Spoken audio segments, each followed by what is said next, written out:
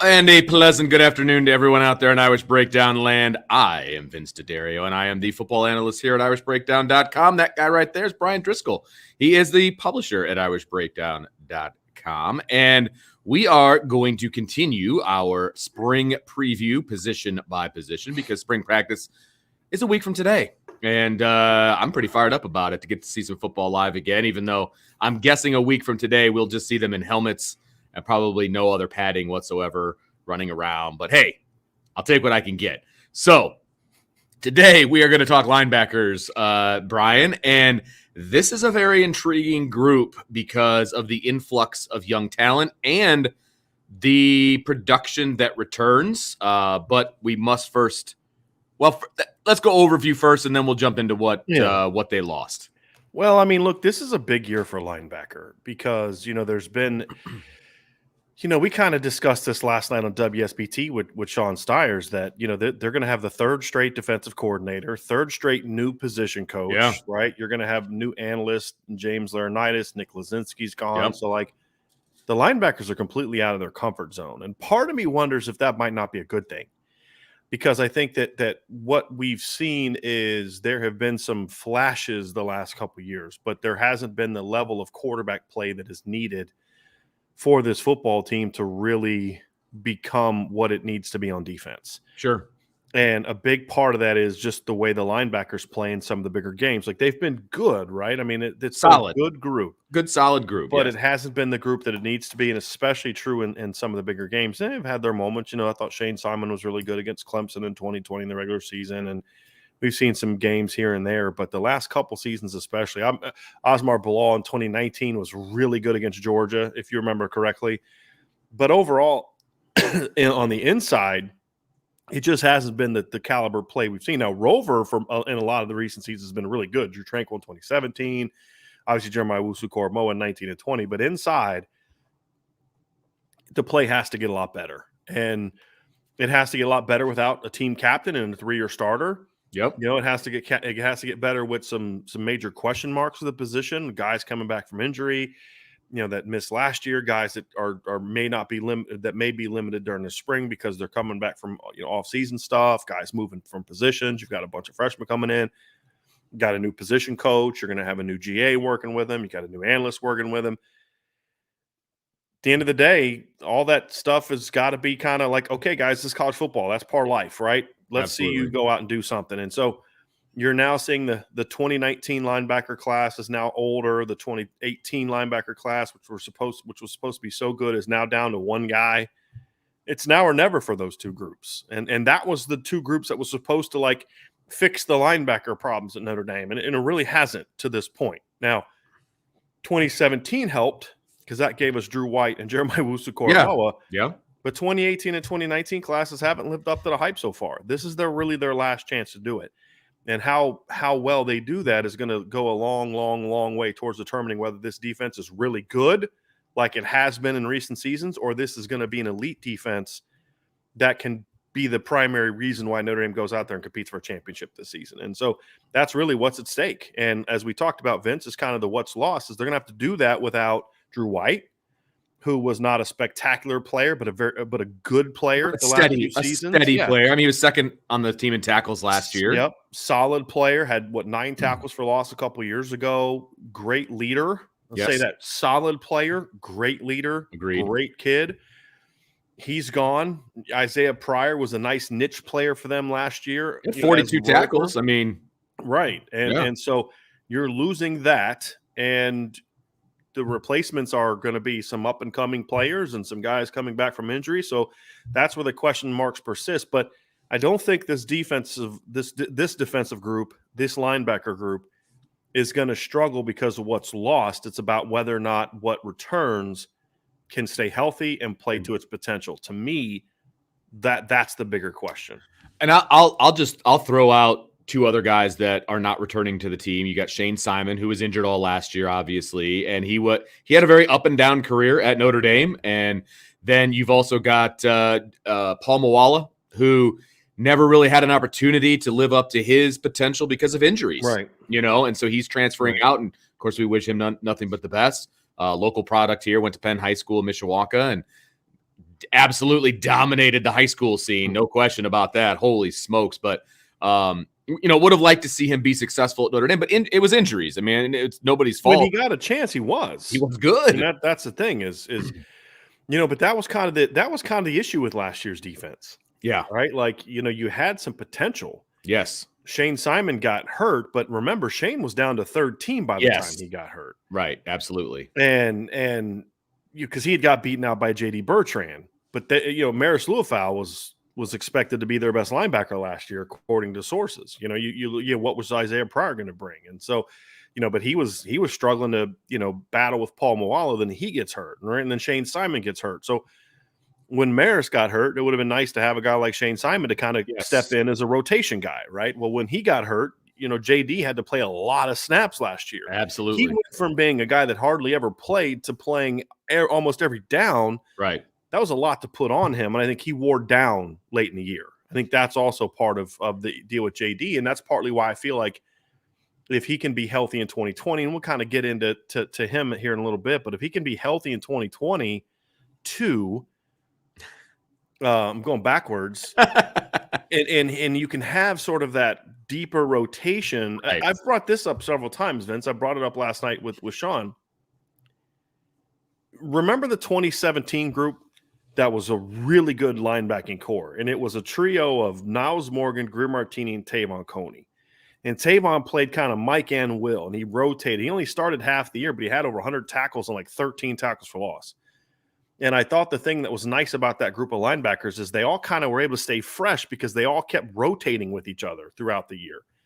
And if you can have a 3 to 4 man legitimate rotation this year, then all of a sudden JD doesn't wear down in November. Like you're talking about those two inside spots. Correct. 3 to 4 correct. 2 spots. Correct. Because Rover's a different animal. Absolutely. We'll get to that here in a little bit. But right. We're kind of folks right now on the inside. Yes. I just wanted to clarify for people. Yeah. So there's just so many questions. There's so much returning. There's talent. Here's the two things I can guarantee about this linebacking core. And this you can take to the bank. They're going to be longer and they're going to be more athletic than they were last year. Because again, you didn't have Marist Liufau last year. Again, we're just compared to last year. Right. You didn't have the freshmen last year. Right? Like that group alone of the 4 freshmen plus Marist adds a lot of length and a lot of athleticism. Now, will it be a better group? That we don't know. It remains to be seen. But there's this thought that, like somebody even said it, ICURN with Irish luck is Flat losing up, Drew White the equivalent of losing Joe Schmidt. No, he was a much better player than Joe Schmidt, much better athlete than Joe Schmidt. Like Drew White was a good football player. He wasn't a football player that was going to help you beat Bama. Right. He wasn't a football player that's going to help you beat, Clemson more basically because of him. He was a good football player. Joe Schmidt was a guy that should never have been starting in a place like Notre Dame. Right. Or really playing. And there's a reason he was a walk-on. I mean, as a start. And that's not a knock on Joe. No. I love that kid. You know what I mean? Like, and everything he stood for. Busted through the ceiling that, everybody thought that he had. I mean, he overachieved at Notre Dame. Right. There's no question. But it's still. But Drew White could play at Notre Dame. Right. Right. Now, in a perfect world, Drew would have been a rotation guy. Right. Right. But, that's kind of, so losing Drew White's going to sting a little bit more than some people think if other guys don't step up. Right. Right. But I also think it's a situation where because of who's emerging and the potential and things like that, it could end up being a better group. But I think there's this assumption that it's going to be better because Marist is back and Beau Bauer. Look, Beau Bauer is going to replace Drew White, and he's better than Drew White. Well, if that was true, then he would have started. Yep. Right. Now, you can't just say like, Brian Van Gorder started Joe Schmidt. That was one coach. 2 coaches, Clark Lee and Marcus Freeman, thought that Drew White was better than Beau Bauer. And Beau Bauer is one of Brian Kelly's favorite players. And I'm not saying that as an insult. I'd probably be one of my favorite players too, Vince. I know he's one of your favorite players. Beau's a great absolutely, kid. Yeah. But trust me, there was a push from Brian Kelly to try to get Beau on the field more. There's a reason they didn't put him on the field more because those other guys were better. So Beau's got a lot to prove too, you know, and so everybody does. And that's what's going to make this a very intriguing situation is there's a lot of assumptions about how good this group is going to be. I would say I'm not nearly as convinced it's going to be there. But if it gets there, that's where you say this group has the potential to be their best linebacking core since 2018. And I would argue even better if the Rover can get figured out. But as far as the inside, it has a chance to be as good as the 2018 group, which was really good with Tavon Coney and Drew Tranquill. And, I think the biggest thing you're gonna miss from Drew was his leadership. I mean, and I'm not sure who that guy is going to be just yet in that room. Who's going to be the clear-cut leader? Maybe there won't be a guy with a C on his chest in the linebacker room. I mean, that's possible. But I think that's where you're going to see the biggest loss from Drew White. Again, I echo your thoughts that he was a good linebacker. He's a really good linebacker. He just lacked some of that length, and that hurt him at times, right? That was it. That was the only thing that got him in trouble. 90% of the time, 90% of the opponents that Notre Dame, probably more than that, 95% of the opponents that Notre Dame played against, Drew White was fine, right? But it's that 5%. And when we talk about Notre Dame taking that next step, it's that 5% that's really, really important. So that's where we're at with Drew White. He's going to be missed. There's no question about it. He's going to be missed. But his production is replaceable if the right guys step up. And that's kind of, where we need to move forward with. Right. Yep. That's it. So potential's there. We just got to see whether or not they're going to get there or not. Yes, absolutely. So, Brian, I want to ask, so we're talking about guys, the group as a whole needs to step up. They need to take that next step. So how do we quantify that? What does that look like as far as this group improving as a whole? It's going to manifest itself in two ways. Number one, you got to make more plays. The linebackers as a whole, I thought, made fewer plays last year than they had in previous years. In previous years, we at least saw them step up and make some plays. Now, part of that was because there was no Jeremiah Owusu-Koramoah, right? I mean, that's just the reality of it. But even in previous years, I mean, the year before, Jeremiah Owusu-Koramoah had 11 tackles for loss. Drew White had 9. Right. And then last year, you look at, J.D. Bertrand had 7. The next closest linebacker after him was Drew White with 4.5. Beau Bauer had 4. Isaiah Pryor had 3. I mean, and then you had 1 from Jack Kaiser. I mean, the whole linebacking core barely had as many tackles for loss as Jeremiah Owusu-Koramoah did, and they had fewer than Owusu and Drew White did as a unit. So they've got to make more plays, and they have to limit the mistakes. That was the big thing last year. Is the linebacking core last year was solid all year. They didn't make enough plays, and they gave up some big plays in some bad times. Right. And it wasn't a lot. It just happened at key times. I think of, J.D. Bertrand, not making plays in the backfield when he had chances against North Carolina to bring Sam Howell down. Him and Drew White both had chances in that game. I think of J.D. on the drive right before halftime against Oklahoma State on first down, perfectly designed blitz. He comes free, untouched. He's got Spencer Sanders in his sights, and he whiffs. Sanders takes off running. Next Oklahoma State goes down and scores. It's 28-24 or 28-14. They get the ball to start the third quarter. They score 28. Next thing is 20-21. Right. You take a 28-7 lead into halftime, that game's over. Agreed. And that 1st and 10 in their deep in their own territory late in the half, that kills that drive, most likely. And so you can't miss those. I think of late in the game when Notre Dame needed a stop to put that game away and Jack Kaiser gets beat up the seam. You can't in those moments, you can't have that. And what separated last year's group from previous year's groups is I remember like 2019 against Georgia when the defense needed to step up and make a play against Georgia and make a stop, they made stops, right?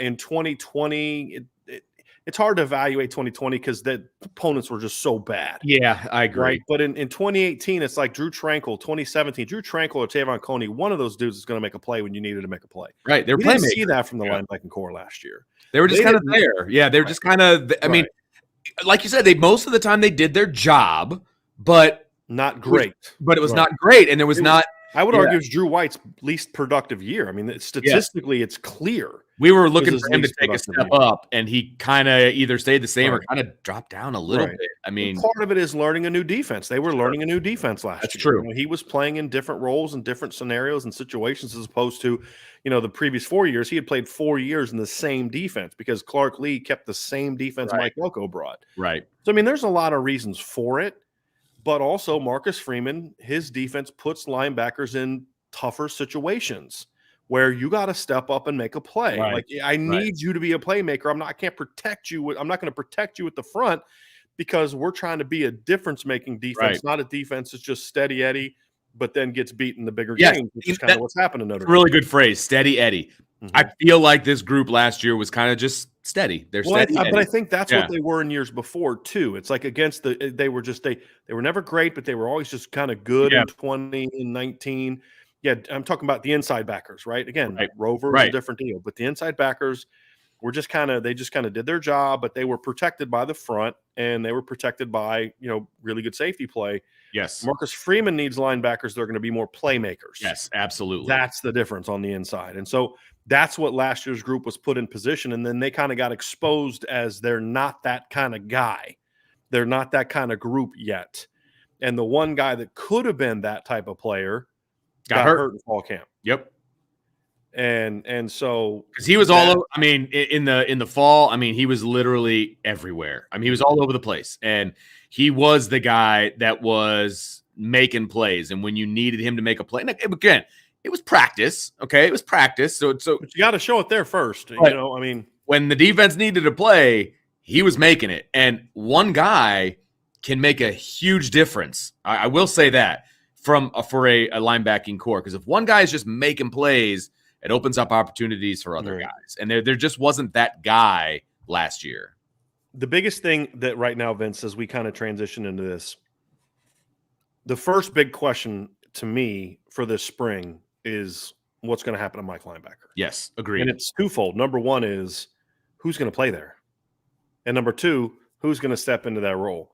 And the first part of that question is obviously is does JD Bertrand move inside? Right. According to a source that I talked to last night, I do believe JD is going to move inside. The concern, however, not concern. The question I have is he's had, like a lot of players, they had a lot of stuff kind of cleaned up after the year, surgically, medically, and stuff like that. So I don't know if he's going to be full go from day one on. Like he's going to be out there, but I don't know if he's going to be like full participation the whole spring. It's an unknown. I'm not saying he's not. I'm saying I don't know if he is.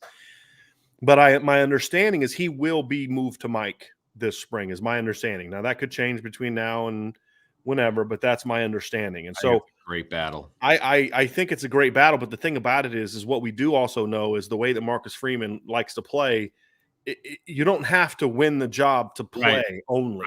Right. You've got to win. You've got to be one of two to play. Yes. The question is going to be, is it an 80-20 split? Is it a 70-30 split, a 60-40 split, a 50-50 split?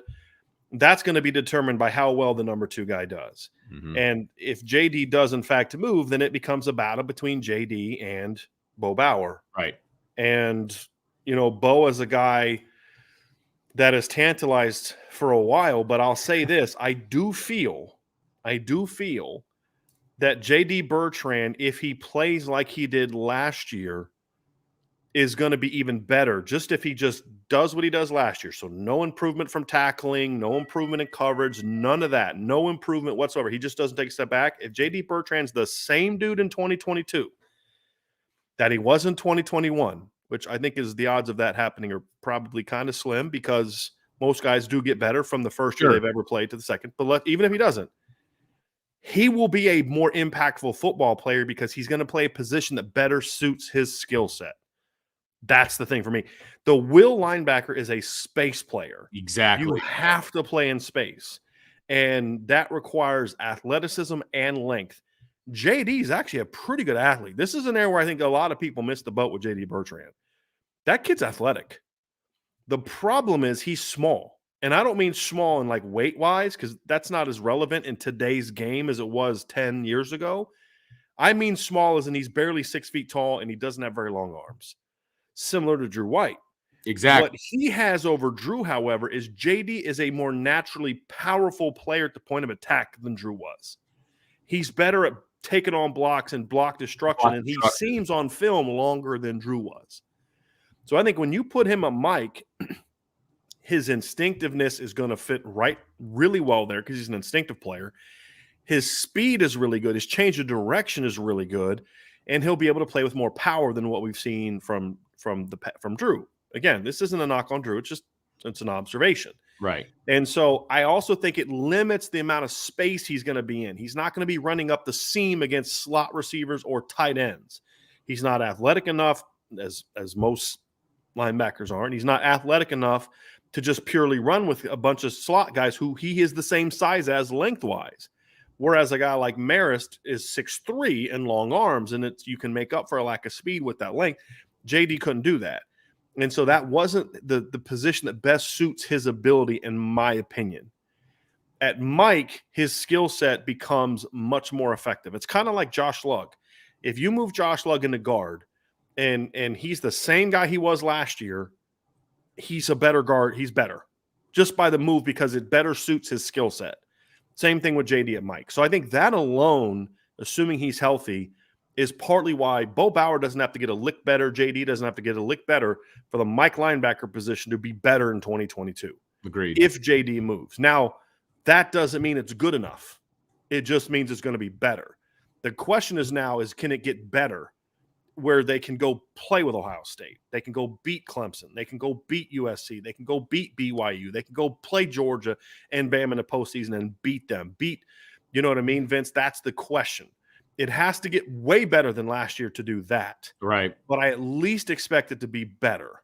That is the first thing I think that I would say I feel good about when you look at this defense looking into 2022 at the inside linebacker positions. Well, and I really am looking forward to this battle because I agree with you. I think it's going to be a battle between those guys, and then you might get like a junior Tua Alamaka. He'll be in there battling as well, but I would be surprised if he overtook these two guys as a true freshman who's supposed to still be a senior in high school. But at the same time, I've shown my affinity for Beau. I know where his weaknesses are as well.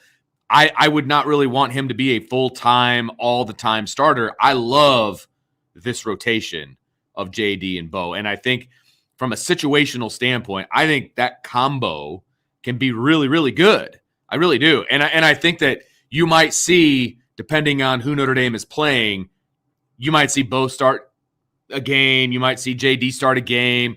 I think that there can be a real good timeshare there that can benefit this defense. I don't think either one of those guys, because you talked about it earlier with JD at will, there was nobody to come in for him. Right. I mean, he was on the field all the time. Yeah. And he's going to be better off if you take some of those reps away. Mm-hmm. And he can play at a higher level for a longer period of time. So I think that this battle is actually, they're going to make each other better. It's going to kind of be that iron. No, I don't know if I would agree with that part, Vince. I think because we've seen Beau Bauer in these battles before, and it hasn't made him a better player.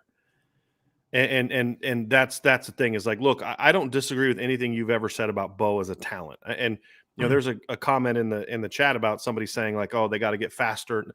Speed is not the problem with Beau Bauer. Beau Bauer can flat out run. Oh, no question. That's why he's on special teams. That's why he's phenomenal on special teams. You know what I mean? Like JD can run. The concern is for those two players is two different things. For JD, it's you've got to clean up your game.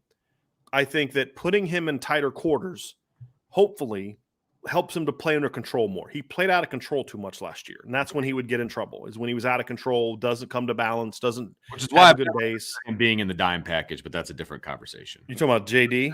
No, Beau. I'm talking about JD. Oh, I'm sorry. I'm talking about JD. JD needs to be able to play under control more. Gotcha. Right? Like I thought as a will, he felt like I felt like he didn't trust himself enough, and he would kind of go into places out of control and not come to balance, not break down, that's why he would miss tackles in the backfield.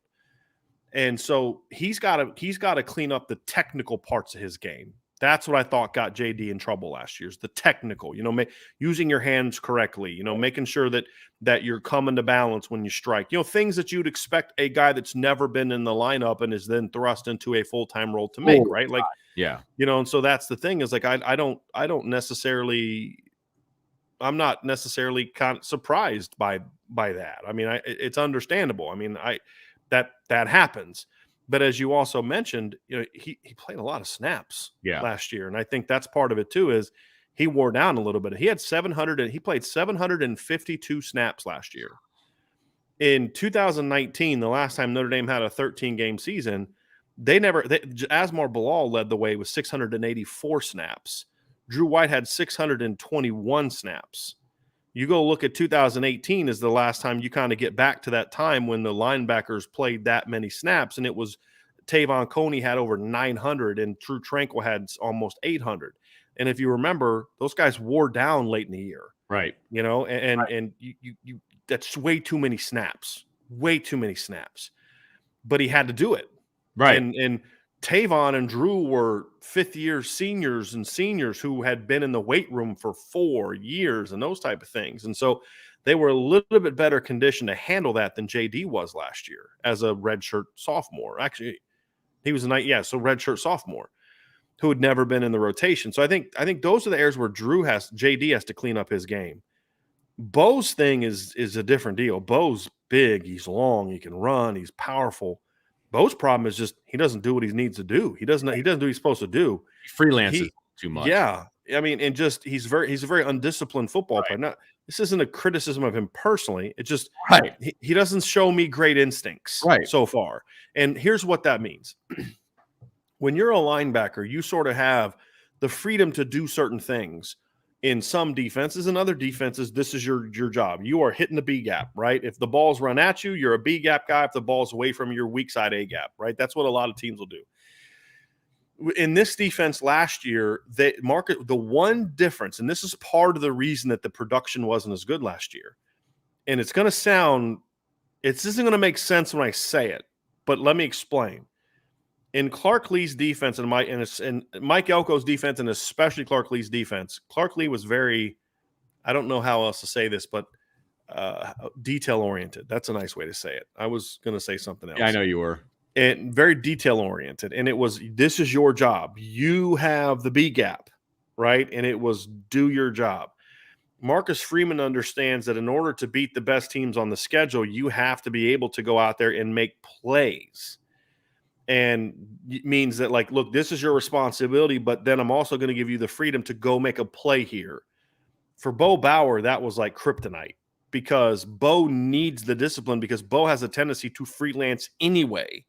And what that means is Beau will over pursue a play. So, like, he's got to hit the B gap on this particular play, and he'll miss it by a full gap, which means that ball's going right there into the B gap, and it's going to be a big play. I mean, you saw this in the bowl game.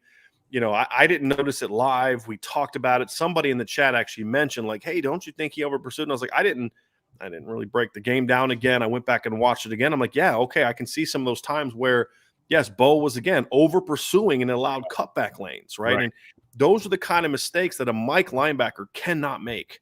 No, because it's the difference between a 2-yard gain and a 50-yard gain. Right. And he just does that way too much, which is why a guy who's 6'3", 230, I'll bet you Beau runs in the 4.5s. At the very least, low 4.6s. I'll bet you he does. Yeah, he can flat out run. But if you're doing all that, but you're not where you need to be, give me the 5'11", 4'8" guy that's going to be where I need him to be. You know what I mean? Like, that's the deal. And that's Beau's problem. And it's not even about sharpening iron because Beau's been here before.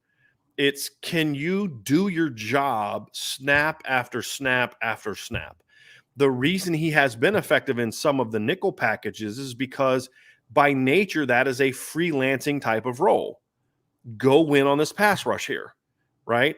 And then what also has made Beau effective is when he's in coverage out of the nickel package, he's been more effective. We saw him last year against Oklahoma State. They tried to run a wheel route on him. He was beat initially just from an alignment standpoint, and he showed he could run. He caught that dude and made a great play on it.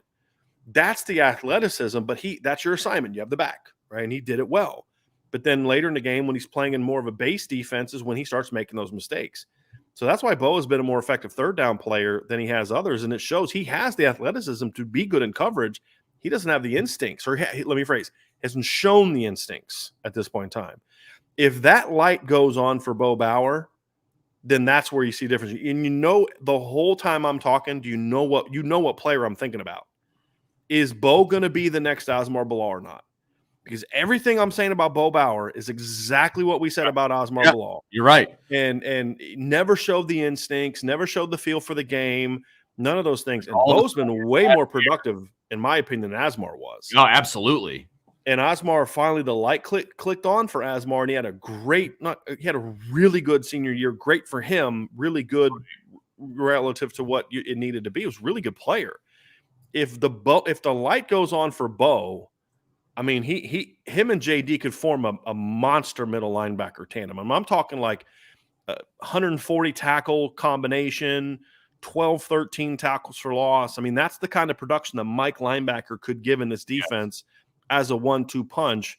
If Beau makes that strike, like, I'm actually kind of confident that JD is going to be a good football player. Right. That's why I have him projected number 1 at the Mike position. I mean, even though he may not be 100%, and I'm not 100% certain he's even going to move there. My sources are telling me he will, but we won't really know till March 17th. And even then, we may not. I mean, right. There's always a chance guys move around. Yeah. The point, however, is like JD, I'm confident in. I think JD is going to be a good football player. I think the Mike is going to be good for him. The guy that's the big question mark for me is Beau. Yeah. And what can Beau do? And if the light goes on, man, I just. And I know that sounds a little homerish, and I get it because I've always liked what Beau Bauer brought to the table from an athletic standpoint, and you outlined everything that he does really, really well. He just hasn't hit that ceiling yet. Like, he's got a higher ceiling than he has shown since he's been at Notre Dame, and I'm really hoping that he reaches that this year. This is a great opportunity for him to find that ceiling. Like you said, the 1-2 punch of Beau and JD, I think, could be really, really good. And I don't give a crap who the one is. I really don't. If they can play off of each other, and make that position what it could be, I think that I think this could be great. I think it could be really good. I really do. Now, the other part of this, as we look at this Mike battle, is I expect it day one, based on what I'm being told. Again, things change all the time, but this is what I'm told as of last night. You're going to see JD and Beau battle at Mike. It's not out if they don't perform well early, however, don't be shocked if they start giving Prince Collie some mic reps at some point in time. Because if we're going to have guys that are making mistakes and not making plays, I'm putting my best athlete on the field there. You know what I mean? Like, yeah. And because as of right now, Prince is going to start at will behind Marist, and we'll transition to that position, right. Those two guys next. But that's the other thing is, and hey, look, there's 2 freshmen that are going to start off at Mike in the fall in spring practice too. Junior Tuihalamaka and Josh Burnham are both going to, my understanding, is going to start off at Mike at the very beginning of fall camp. I don't think they put both of them there by accident. Obviously, we knew Junior was going to be there, but from what I'm told, Burnham has had a monster winter, just crushing it in the weight room. And those 2 kids can flat out play. Yeah. Don't think that Marcus Freeman and Al Golden won't hesitate to put one of those 2 young kids in the game if Beau and JD don't get the job done. One or the other don't get the job done. You know what I mean? So that's the thing. Beau's got that's why this is also a big period for Beau. And I'll have some comments I want to share with you off the air, Vince, about that. But okay. I'm very curious to ask. They better step up. Beau better step up quick in the spring, because if he's still making the same mistakes he's always made, there's not a lot of patience when a 5th-year senior does stuff like that. Agreed. So he's going to have to step up. But if he does, Vince, Beau's got a chance to be a really good football player. We do have a defense. We do have a super chat that applies to this, so I want to get it in here before we move on to the will. Corey D, thank you very much. He says, would Kaiser and Bertrand be starting for Georgia or Alabama? No. That tells you everything that you need to know. That said, the future looks great. Okay, what do I say to that? Not every kid that starts at Notre Dame is going to start at Bama, and not every kid that starts at Bama can start at Notre Dame. Right. It's about your unit. So, and we haven't even talked about Kaiser yet. So, but JD Bertrand's a different animal. JD Bertrand is a good football player. All right. And I understand why people don't view him that way because of his size and other aspects about what he looks like.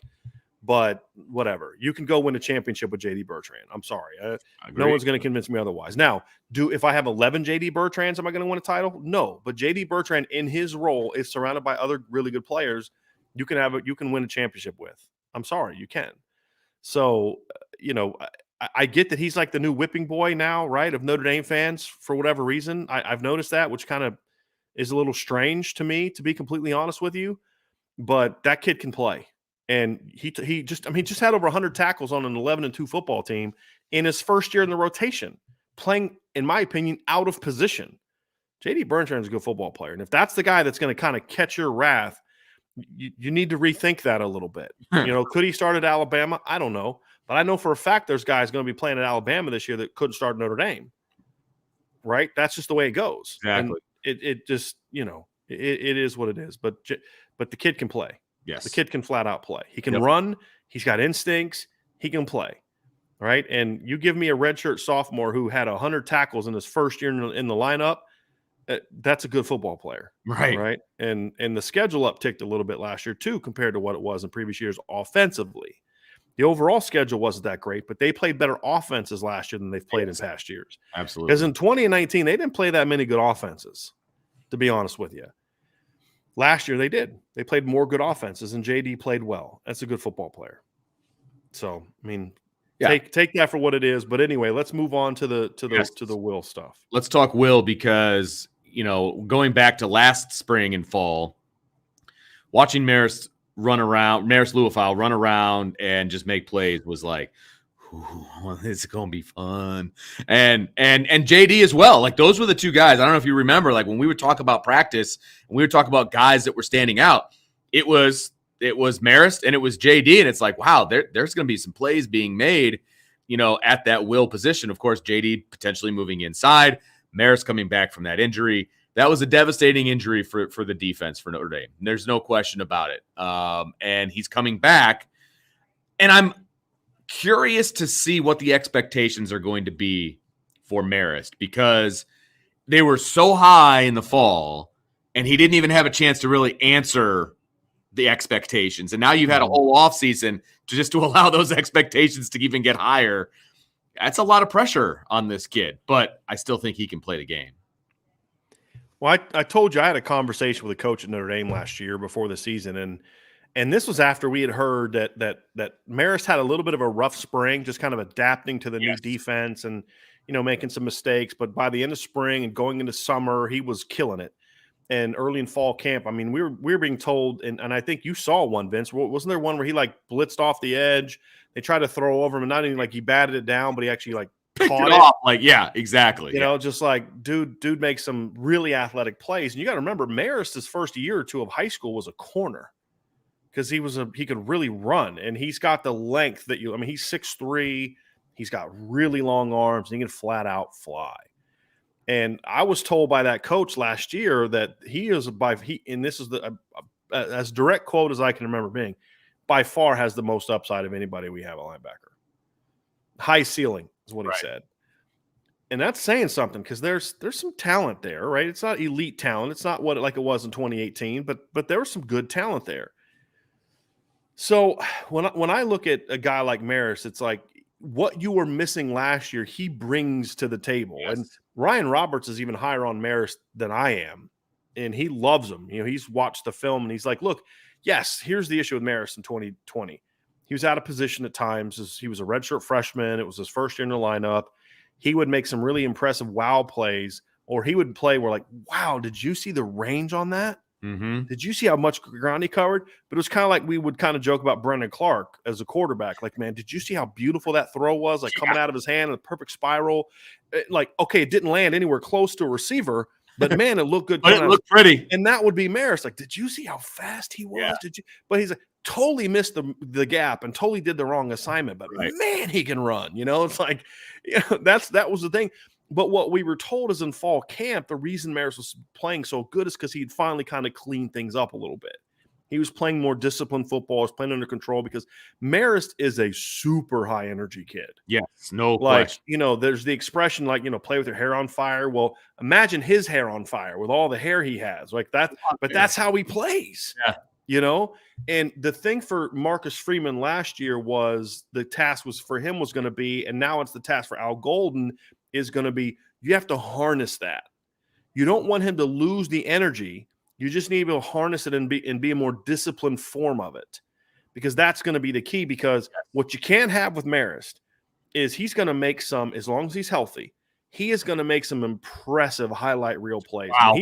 He's going to have some sacks where he just comes flying off the edge and strips the quarterback of the ball, or does what you talked about, like just jump up and instead of it batting it down, he's going to pick it off, or he's going to make a play where he's going to pivot on a wheel route and just pick that sucker off or something like that. Like he's going to make plays like that, but what he can't do is not cover the seam route. Right.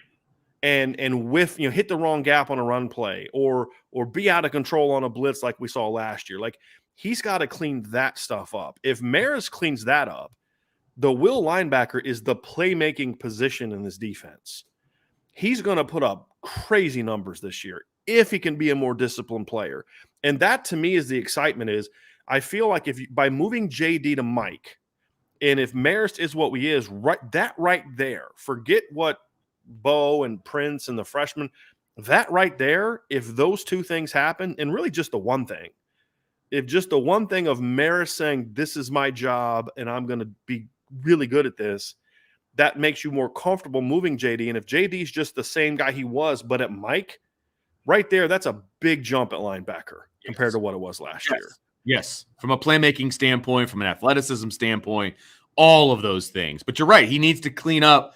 Like you get excited about those guys that play with their hair on fire, that just kind of just nut balls on defense, and I mean that in a great, I mean that well, right? Because that's what if I'm a defensive coordinator, I want guys flying all over the field, just wreaking chaos and havoc and all of that, right? I want that from a defense, but you also have to play under control to a degree, because if you let that seam route go wide open, that's a touchdown. Right? Because you're not keying, running your key, all of these different things. So if he can harness that, if he can harness his energy and his amazing athletic ability and all of those different things, man, it is going to be so much fun to watch. Right. So much fun to watch. Right. And it just alone makes you, because here's the other thing too, is if he plays better at will, then you don't need to drop your Viper as much. And you can allow that to be more of a true pass rushing situation. And then also, if you are going to drop your Viper, you have a more effective blitzer at will than you had last year. So again, the best players are the guys that not only handle their position well, but their success make people around them better. Those are the best players. Right. And that's what I think Marist can bring to the table. It is his ability to cover, his coverage potential, his range, his speed, his length. If he can harness it all, is a really good player that makes the Mike better. It makes the Viper better. You can take more chances with Jason Adamiola on a hey, look, Jason, on this particular play, you just got to win, right? Because Marist is going to run fit behind you wherever you go if it's a run. You know what I mean? And that's because what sometimes we'll do is just say, hey, look, the three techniques just got to win here. I don't know if he's going to go A gap or B gap. We just need him to win. You got to fit off of him. So if he goes B, you got to hit A. If he goes A, you got to hit B. There's got to be some of that, right? A little bit of freelancing there.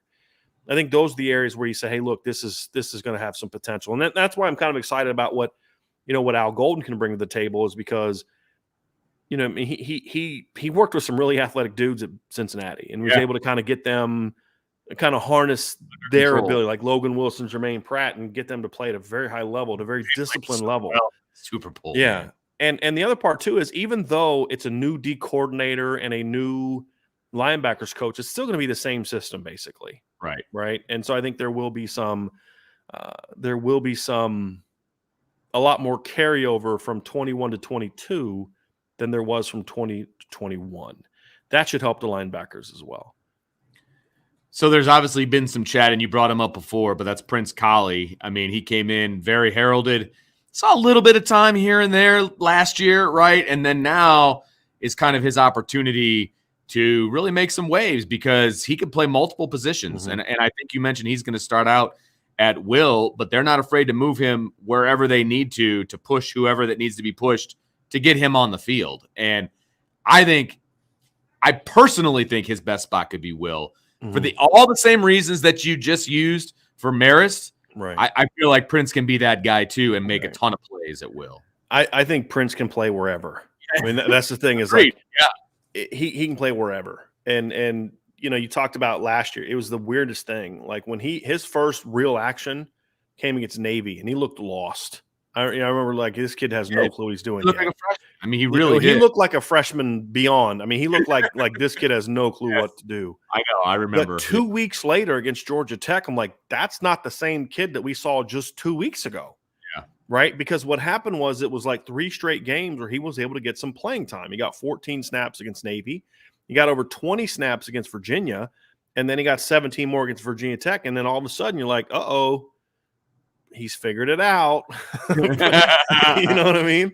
And it's like, that's why he was a top 100 recruit, because, you got to remember about Prince is part of the being lost thing is the kid played everywhere in high school. I mean, he played as a junior, he was a 1,000-yard wide receiver. Think about that. As a senior, they moved him to running back and he rushed for almost 2,000 yards. There was no structure to what he did defensively. He's like, let's put Prince wherever he can to make a play. Right. Everything was kind of new for him last year. Yeah. And it took him some time. I don't believe he was not an early enrollee, correct? I do not believe I don't so, believe no. he was. So like that was his first semester on campus. Yeah. Exactly. He's now going to be kind of going into semester 2. And from what I have been told, Vince, and I don't know if you've heard this as well, the people I've talked to said he is crushing it in the weight room. Like he is really getting after it in the weight room and has had a great winter. And I think that a lot of these veteran returning linebackers know, hey, there's some dudes coming in behind you. So you better pick it up. You better get going. And, and from what I've heard, he's had a really good weight room session. Now that's one step, but great weight room work doesn't mean you can read a defense and know what to do here, know what to do there, and be gap assignment correct here, and know how to handle when the back's to your side, when the back's away, when the receiver's is 6 yards off the tackle or 8 yards off the tackle, or how do you handle bunch, how do you handle this, all these different things. That's all part of the mental game of playing linebacker. I don't know if Prince is going to be ready for that yet, but man, he's got the physical tools and he can strike. I think that was probably the thing that surprised me last year is his technique taking on blocks was, but he would strike. Yeah. I mean, he showed heavy hands. He showed that pop. He just now has to learn how to, lock, disengage. The nuances of the position. Because like you said, in high school, he didn't get coached that way. It was, hey, man, we need him to make a play. We're going to put him over here. That's no criticism of high school coach. The high school's coach's job is to win football games. Absolutely. And teach, develop young people as young people. It's not to do whatever Notre Dame needs him to do to help Notre Dame. That's not his job. It's his job to maybe a kid that's good enough to play at Notre Dame to get recognized in Notre Dame, but his job is to win high school football games where he doesn't have a job anymore in those places. So this is not a criticism of Prince's high school coach or program at all. It's just the reality. Yeah. And now he's going to have a year where it's like, okay, here's where you play and here's what you're going to do and those type of things. And so I think the tool's there. It wouldn't shock me at all if he forces his way onto the field this year. And if Beau Bauer doesn't step up, not only does he have to worry about the freshmen that we talked about, depending on what happens with some other players that will, Prince Collie could maybe say, hey, okay, you don't want to get the job done? I got this. Yeah, exactly. Okay? But that's the big question mark, though, Vince, is because we have the same criticism of the number 2s right now at both positions. Can he be really 3 of the 4 players at linebacker we've talked about with Marist as well. Can they be assignment correct? That's the big question mark, because what you can't be is you can't be a defense that makes a lot of plays but gives up a lot of big plays. And when this defense is where Marcus Freeman and Al Golden are going to want it to be, they're going to make a lot of plays but not give up a lot of big plays. That's what an elite defense does. The last couple of years, even in 2020, this defense would make plays, but then they would give up plays. Yeah, and that's been the issue. And that they got to eliminate those mistakes. Sure. It's a very talented defense, and at I'd say 10 of the 11 positions, 9 of the 11 positions, I love the talent. In some ways better than last year, but can you be disciplined? Can you be assignment correct? Can you limit the big plays? That's going to be the big difference for this group this year. No question. Look, I feel like Prince is going to find his way on the field somewhere, somehow, and he's going to make an impact. But this is a big year for him because, like you said, he got some spot time, and he clearly was developing as the season progressed. And I like where he was by the time they got to the end of the season. So this is a big off season for him. This is his first spring And so this is a big spring for him. And then moving into the fall, the coaches are going to get him on the field. I just feel like he's going to force the issue somewhere. You know what I mean? He's going to get on the field and he's going to make plays. And you know, it's just going to be the beginning of a lot of youth moving forward. You know, let's move to the Rover position, Brian, and talk about that, because you know Jack Kaiser was the Rover last year. Obviously, he returns. I mean, he wasn't the Butkus Award winner, right? I mean, he had some big shoes to fill. Nor was he ever going to do it. Yes, exactly. Just different player, same position, different type of player. I mean, he was never going to do the things that Jeremiah Owusu-Koramoah did. And if anybody expected him to be the second coming of Jeremiah Owusu-Koramoah, that they don't know what they're. Nobody did, so we can. Okay, I'm just making sure. I know we didn't, but I'm just putting it out there. So he comes back, right? Where does the Rover position? Is there going to be a Rover position? I assume that there is. Yeah. You know, what is that going to look like moving forward? You know, one of the things we talked about was the lack of steady play, like last year at times from certain guys. Jack was kind of the opposite, right? Other than he gave up a couple plays, which is going to happen, and then he had the big pick against, Wisconsin, and then the big pick against Georgia Tech, which is kind of more about the D-line forcing the ball. He didn't make a ton of plays last year, but if you go back and watch Jack, he was one of the more steady players they had. And now he's got to clean things up, right? He was always kind of where he needed to be, but a lot of times he was where he needed to be a step late. Sure. And that comes from, again, being really in his first year as a starter, kind of second year in the rotation. Playing Rover, he was playing a lot of will the year before, if you remember, when he got in the game. Oh, yeah. And so he's got to raise his level of play. He's got steady is nice, but that's the one position at Rover where you need more of a playmaker. And he doesn't have the ideal size that they like. They're Marcus Freeman is a lot like what Mike Elko was. He wanted a Rover that was like 6'3". Like Kyle Hamilton really is the ideal Rover. That body type is really the ideal Rover for what they like, which is why they like Samuel Mpemba in there in the 2023 class, and why they like Tamir Robinson there, who's like 6'4". It's why they, Jalen Sneed's only 6'1.5", but he's got really long arms. It's why they liked Nolan Ziegler there, although I think he may start off at will here to start things off, but he's a Will Rover kind of guy. Jack doesn't have that, so he has to be even more on with what he has to do. Very steady player, knows you need to be, good athlete, better athlete than given credit for. But when you lack the size because the size is even more important to Rover because he's in space so much, right? And he's got to cover so much. He's got to improve there. But I think Jack's going to get better just because of the experience. And he's a smart kid. He's a hard worker. He's a good athlete. All those things are true. He's got to clean up his assignments a little bit, just like normal. Just get where you need to get to sooner. Right. But I think he's a steady player. It just that lack of length, though, to me is a little bit of the concern. But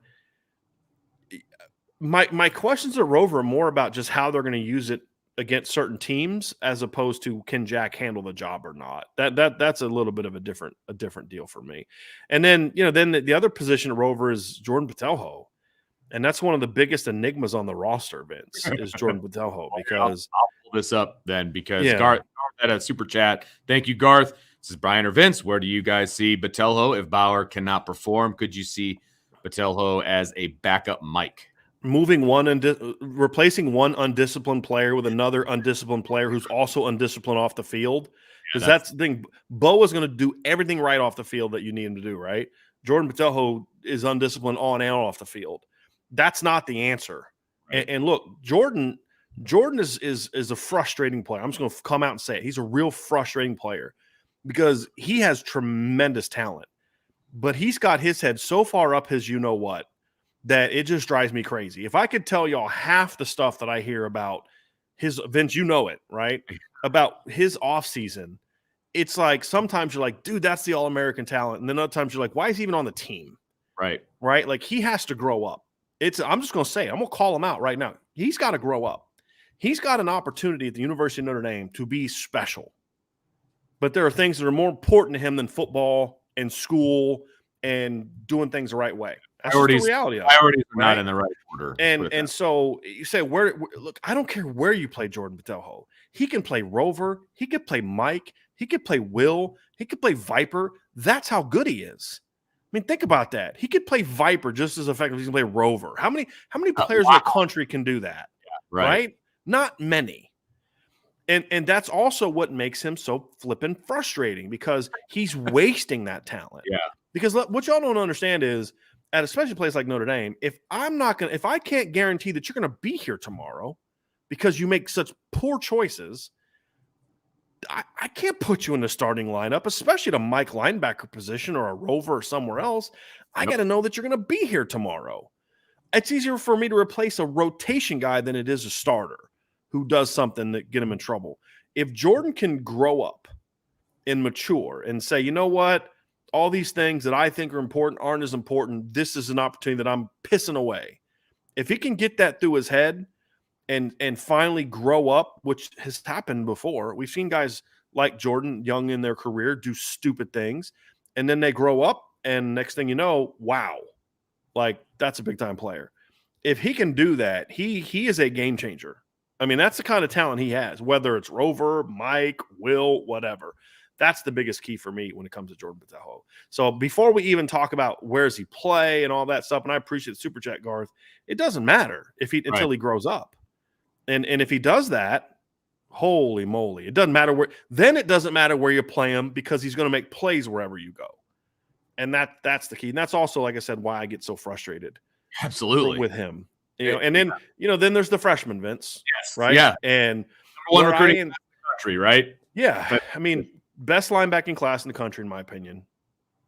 You've got Jalen Sneed is a guy that, they're going to force feed at Rover.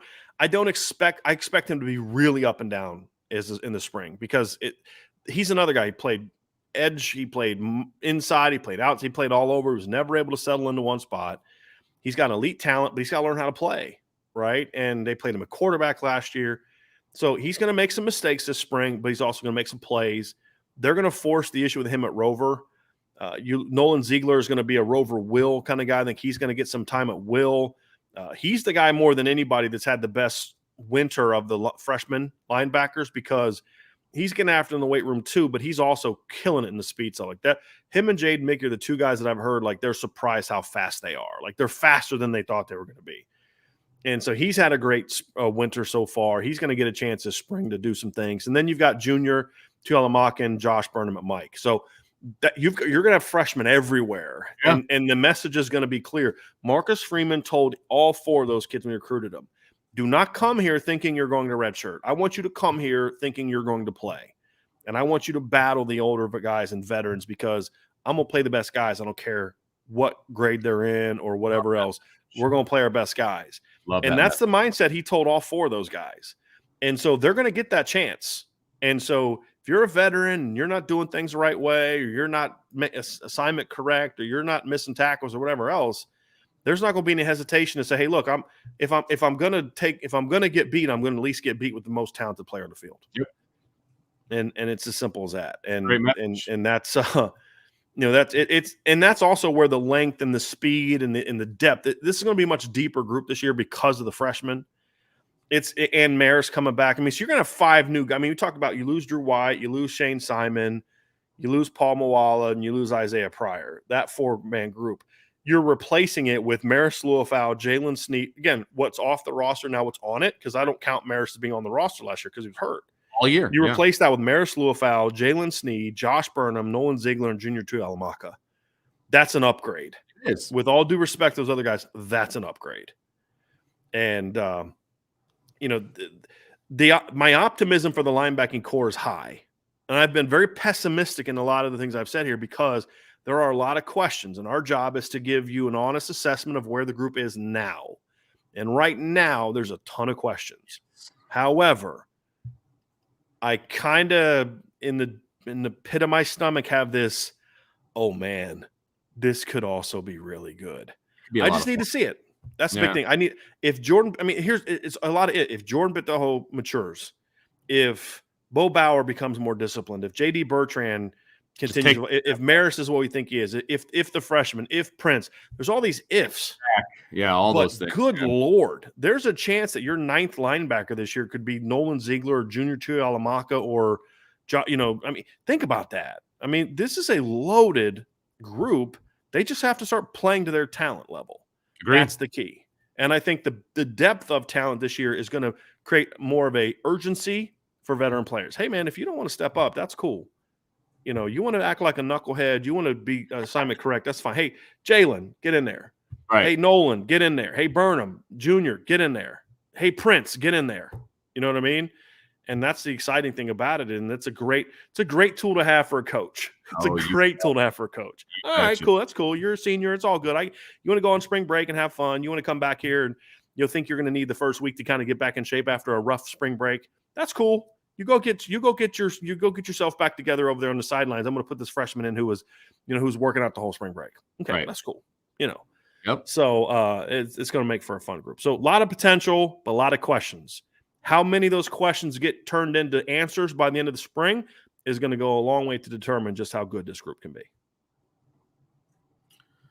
And with that, about that time, it's time to bring in Ryan Roberts for our daily Notre Dame football mailbag. So Ryan, talking Notre Dame linebackers here before you got out of here. We had some thoughts on that. Just kind of overall as we dive into this, what are some of your thoughts on the Notre Dame linebacking core and what your expectations are going into the 2022 season? I think it could be one of the surprising groups, and I kind of heard you guys talking obviously backstage a little bit. I mean, that I'm excited to see Marist Liufau come back from injury. I said during the show, Ryan, I said during the show, I love Marist. Ryan's even higher on him than I am. I am, man. I am. I mean, the kid can run and he's got length. So I'm all in, man. If he takes his game to the next level, which we were seeing last spring, him take that step forward before the injury. So I'm excited to see him coming back for Notre Dame. I'm excited to see all the freshmen. I think, Brian, I mean, when you're talking about just like off the bus type of group, right? Like, I mean, these linebackers are going to look the part, man. Like, they're long, they're athletic, they're getting longer and more athletic each and every year, right? And then, I mean, JD Bertrand's coming back, who, had his up and down moments, but I mean, quietly still had over 100 tackles in his first year, pressing the starting duty. So I think that it's going to be a surprising group. I think it's going to be a much improved group from a athleticism perspective. I think you're going to see a lot more range on the second level. And I think there's going to be a lot of possibilities too. Like I know, I mean, because a guy like Prince Collie, I'm assuming is going to be inside at will mostly, but like he's athletic enough that he can play Rover. Jalen Sneed is athletic enough where he's playing Rover, but also he can come in and play will. Nolan Ziegler is kind of the same thing. Marist Liufau, honestly, is athletic enough where he could play out at Rover at times too, if they really wanted it to. So it's just going to be a really fast athletic group. And I think they're going to take a huge step forward here because although there might be another linebacker coach, Marcus Freeman being his second year on the staff, I think is going to be huge for the development of that group. There was a question in the chat. Somebody asked, who was the Rover in 2018? They kind of had one, but kind of didn't. If you remember that year, it was supposed to be Sean Crawford was supposed to be sort of the nickel Rover that year, but then he got hurt. And then Osmar Bilal was the Rover, but there were games he just didn't play. Yeah. And they would go with a fifth DB. Houston Griffith did that a lot. He was kind of that nickel DB a lot in 2018, which was not a position where I thought he was ideally suited. But that I did want to answer that question. When you look at this group, go ahead, Ryan. That's the year after Drew Tranquill moved inside, right? Correct, because Tranquill was the Rover in 17 and had a great year, and then they moved him inside, and him and Tavon were, I would say, that's probably the best 1-2 punch that Notre Dame had at inside linebacker so far. Now, there have been individual players better than either one of those two guys. Sure. Jalen Smith, obviously, pick a year with Jalen Smith. Manti had a couple years better. Yep. But as a tandem, a 1-2 punch, there's been years where there's been more depth because they had no depth at inside linebacker in 18. Like those two guys, I pointed this out. Tavon played over 900 snaps, and Drew played almost 800 that year. That's a ton of snaps. Sure is. But as far as just a 1-2 punch, I'd still say that was probably their best 1-2 punch at inside linebacker of the last 10 to 15 years, in my opinion. Well, and Drew's obviously playing high-level football in the NFL. And I think somebody put in the chat earlier, it's about Tavon Coney, Philadelphia star at the USFL. So pretty exciting times. Yeah. Man. Yeah, Tavon's problem. Yeah, Tavon had some other issues, but yeah, he's the guy that in college football was a good football player. Let's get to some questions here. We have a few of them started up. So you all, this is going to be kind of our new thing. We're going to sort of have a daily, like a mini daily Q&A after our show. So you all want to ask questions about Notre Dame team, the Notre Dame schedule, college football, Notre Dame recruiting, whatever the case may be, fire away with those, and we'll get to those. So let's kind of start things off. Ryan, here we have a comment about the running back group from yesterday. USMA 87. I says, still concerned that we have 4 dudes in the running back room. I predict one of the 4 will transfer after next season, maybe even after spring game if they don't get the reps they want. Isn't it kind of – it's like almost kind of like you're always going to find something to be upset about. Like now the concern isn't that they don't have enough talent. Now the problem is they have too much talent. Right. And somebody's going to leave. I understand that fear in the modern era of college football, but the reality is if you have 4 dudes and one of them doesn't want to play, it wants to leave because he's not playing enough, that means – 3 guys were better than he was, and you're going to be fine. I mean, that's the reality of it. So I'm not concerned about that. I'll never be concerned about having too much talent that forces somebody to leave. For sure. Never. And that's been true since I've been alive. You know what I mean, Ryan? Like that's I'll take that problem every day of the week. Mm-hmm. Well, and I think there's a decent mix though, where you maybe shouldn't even be that worried about it, because we talked about Chris Tyree obviously and what he could potentially do, but he's not going to be a every down high volume dude, right? Like he's going to have some guys that are going to be mixed in, so there's going to be opportunities for guys like Audric Estime, Logan Diggs, and Jadarian Price potentially coming in. So I think that it's a little bit spread out, because obviously, you know, Chris Tyree entering his junior year. Is it going to be his final year? Is it not? We'll see, that whole type of conversation. I think obviously there's, I wouldn't call it a log jam, but you do have 2 sophomore running backs where I think that's where, if there was a transfer, that's probably one of those 2 just in theory, because you have the freshman Jerry Price. I'm sure he wants to play, but I also think that he understands that, like, hey, there's some pretty good guys that have been in front of me in this program for a little bit. So I understand the log jam aspect, but I think it's spread out enough and there's enough touches to go around where I don't know how much of a major issue it will end up being. But if it is, that's fine. It's fine, I mean, right? look, if a guy's like to your point, Jadarian's not going anywhere if he doesn't play this year. He signed up knowing that when he committed Notre Dame, this was before Kyron Williams had his second 1,000-yard season. It wasn't a guarantee that Kyron Williams is going to be gone. You know what I mean? So he knew, and he's a smart kid, and he didn't pick Notre Dame just because he thought he was going to get 150 carries as a true freshman. There's a lot of reasons he picked Notre Dame. Now, if he beats out one of the sophomores or Chris Tyree and those guys leave, okay, that means he was a better player than they were. So their 4th best running back decided to leave. Okay, exactly, happens everywhere, right? And that's a good problem to have. Bill Kostrub asks, who addresses the tackling issue? Head coach, offensive coordinator, position coach, all of the above? I assume he meant D coordinator. I would have to say on this one, especially now that Marcus Freeman's head coach, I think my answer for that, Ryan, is all of the above. Yeah, no, definitely. Defensive-minded head coach, defensive coordinator, obviously is always going to be very upset if there's some tackling issues. And then your position coaches, I mean, it's like a trickle effect on the way down, right? Like that's going to be an issue from a position to position basis. So it definitely, especially with a defensive-minded head coach, it's absolutely going to be a talking point amongst everyone, for sure. And I mean, I've looked at it, just tackling better alone has a huge impact in last year's bowl game. You know, we talked earlier about on the final drive, it was 28-7. It was the final drive of the first half. 1st and 10, they have a great blitz. J.D. Bertrand comes untouched, and he just whiffs. You know, there's how many missed tackles did DJ Brown have in that game? You know, I mean, it was the tackling in that game was atrocious, and we saw the same thing against North Carolina. They can't have games like that. They can't, especially because if you're having trouble tackling the kids from North Carolina, what's going to happen when you play the kids from Ohio State and kids from Alabama? And you know what I mean? Like it's you know, and that's going to be a problem, right? And we saw that in the bowl game. You know, if you can't bring down Sam Howell, what's going to happen when you're playing against, you know, Spencer Sanders, who's a bigger, even more athletic version of that? Not as good of a passer, but just as an athlete and from a size standpoint.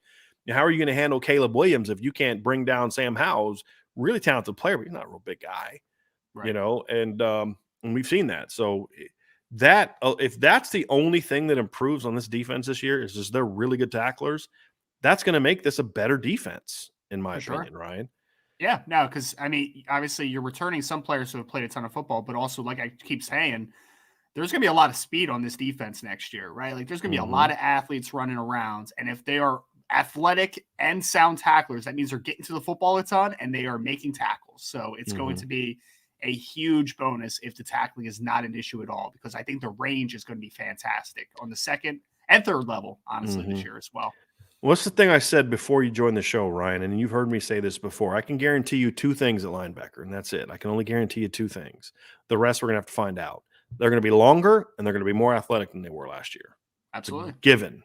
Yep. Just a guarantee. Now, will they be better? At that, I can't guarantee. We'll see. But they're going to be longer, and they're going to be more athletic, and I think that's a step in the right direction. And when long and athletic can also play disciplined, that's when you start playing sound. That's when you start having a really, really good football team. Yep. John Climax says, wasn't the Rover utilized differently last year, though? John, my question would be, is differently compared to what? Are you referring to differently compared to like the previous seasons? Not really. I think that here's what I would say. The Rover was used similarly last year, right? You've got to be a great edge run defender, right? So when teams run handoff outside runs, you've got to be the force player that forces everything back inside. You can't get beat outside. Same thing against perimeter screens. You've got to really come up, be aggressive, take on those perimeter screens. You've got to play, curl flat in coverage. You've got to be able to occasionally run with seam routes. You've got to be able to fold inside against the run at times, and you've got to blitz off the edge. Those are all things that Jeremiah Owusu-Koramoah did. The difference is last year they didn't have one guy that could do all of that. So when Jack Kaiser was in the game, he was more of the play in space, curl flat guy, play the run. Then when they needed a blitzer, they'd bring in Isaiah Pryor, right? And they would have him do that role. So I don't think the role changed as much. I think what happened was they just didn't have enough. They didn't have a guy that could do all of it last year. And there were times, too, when they would completely take the Rover out and replace him with a DB, which you weren't going to do when Jeremiah Owusu-Koramoah was there. So I don't think the Rover was used differently last year, that to a degree that it was really anything substantial. I just think the quality of the player wasn't as good, with all due respect to Jack Kaiser. And it was just you had to kind of use multiple guys to get that production as opposed to just one. Thoughts on that, Ryan? No, I think it's a great point.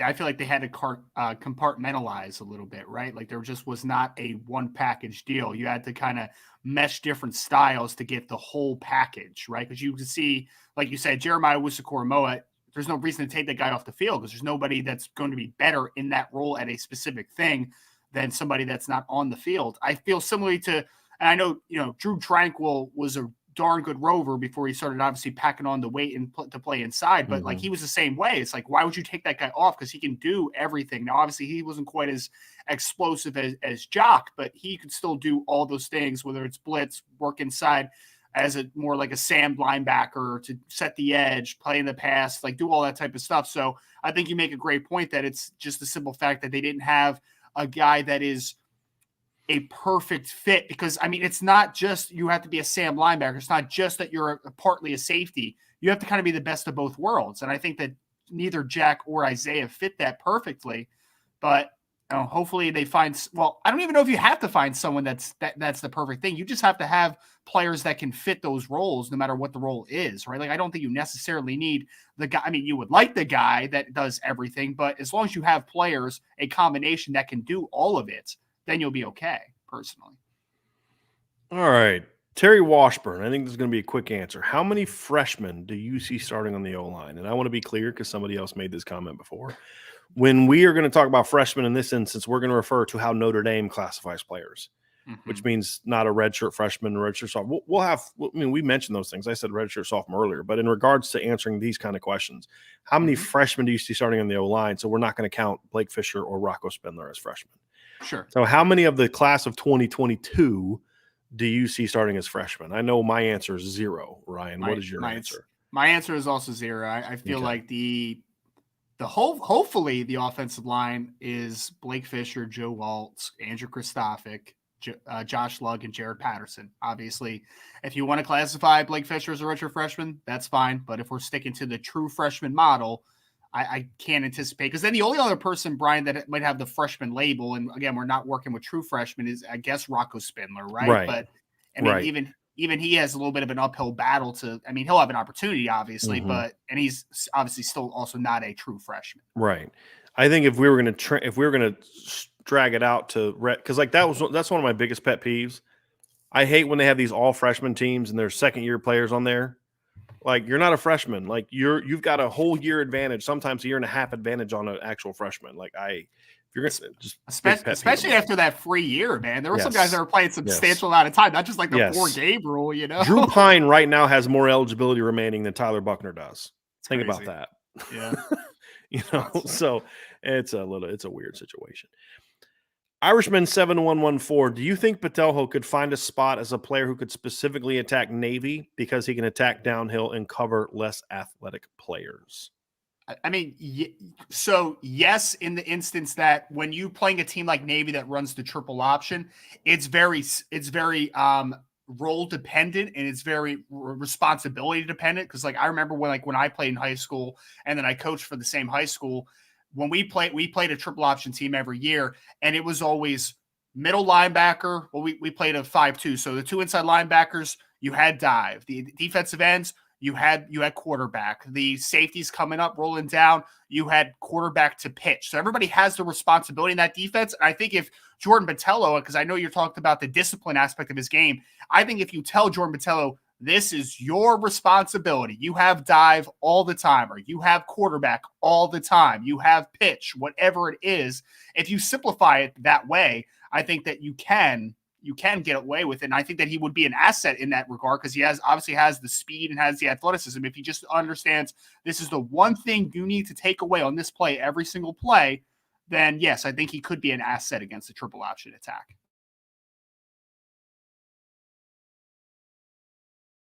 The reality is Jordan Botelho can be an asset against any defense, any offense, talent-wise. And that's the frustrating thing. You could put him at Mike linebacker and he can dominate, Navy. You could put him as an outside backer. You could do that. You could put him at defensive end. That's the frustrating thing about him, is this kid has way too much talent to not have been a bigger impact player so far in his career. Way too much talent. And that's the thing but it's on him. Like, in some instances, I felt like Notre Dame didn't give certain kids opportunities. I don't blame them for Jordan, right? And Jordan's got all the talent in the world, all the potential in the world. I mean, this is the same kid who couldn't play in the state championship game in high school because he got in a fight. You know what I mean? Like, he makes poor decisions off the field, but he's also young, and there's an opportunity to grow up. And we've seen plenty of guys at 18, 19 made dumb decisions, and they realize, you know what, man, I got an opportunity yet. Before I blow this thing, let me figure it out and do what I need to do. I really hope that happens for Jordan this offseason. And if it does, he's gonna be a guy that ends his career on a very strong note. Because technically he still has 3 years of eligibility left. Even though he played in 2020, the COVID year, it didn't really count. And so he's a guy that still has plenty of time. I mean, but he has plenty of time, but he doesn't. He has plenty of time in that he still has 3 years of eligibility left, but he doesn't have plenty of time in the standpoint that eventually you as a coach, you just say, okay, I'm done. Right. Like, I don't have any more chance I can give you. I've got this other guy who's, if not as talented as you, close enough. And he does everything I ask him to do. And I can count on him to be there every day. And that's the frustrating thing. But man, I really hope the light goes on for that kid, because he is enormously talented. For sure. Enormously talented. So we'll find out. We'll find out. Newly non-toxic Irish fan, I'm looking forward to seeing the 22 and 23 front seven talent doing their thing here in a year or two. Good times ahead. Obviously, he's talking about the 22 and 23 recruiting classes. Yep. You still got to fill out, though. I mean, that's my thing, is right now there's still only 5 guys in the 2 years, right? You signed, obviously, Aiden Gobira, Tyson Ford, and Donovan Heinisch this past year. You've got Keon Keeley and Brendan Vernon committed in 2023. They've got to finish, right, in 2023. But, Ryan, I think there's a very concerted effort, especially with Marcus Freeman. Length is so important to him. And you're seeing that on defense where, Tyson Ford has a good chance to be I would argue, is either third or fourth from a length standpoint of the 5 kids that have either signed or committed Notre Dame. Yep. Yet, if you look backwards, he's second or third of the last 3-4 years. Sure. Looking backwards.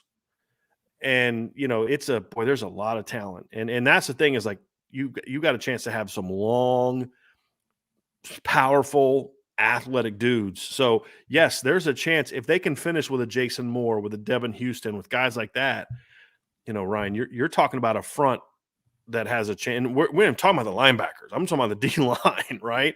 I know. That has a chance to be really, really special in the coming seasons. Yeah, no, and he even newly non-toxic Irish fan even said the front 7, right? So we have to also throw the linebackers and how long and athletic those kids are, especially, the 2022 class. And then obviously in 2023, we're talking about guys like Drake Bowen, who's already in the class, Preston Zinter, who the exciting part is a couple of these second level guys. I know we had a question about like Samuel Mpemba, if he ends up at Notre Dame.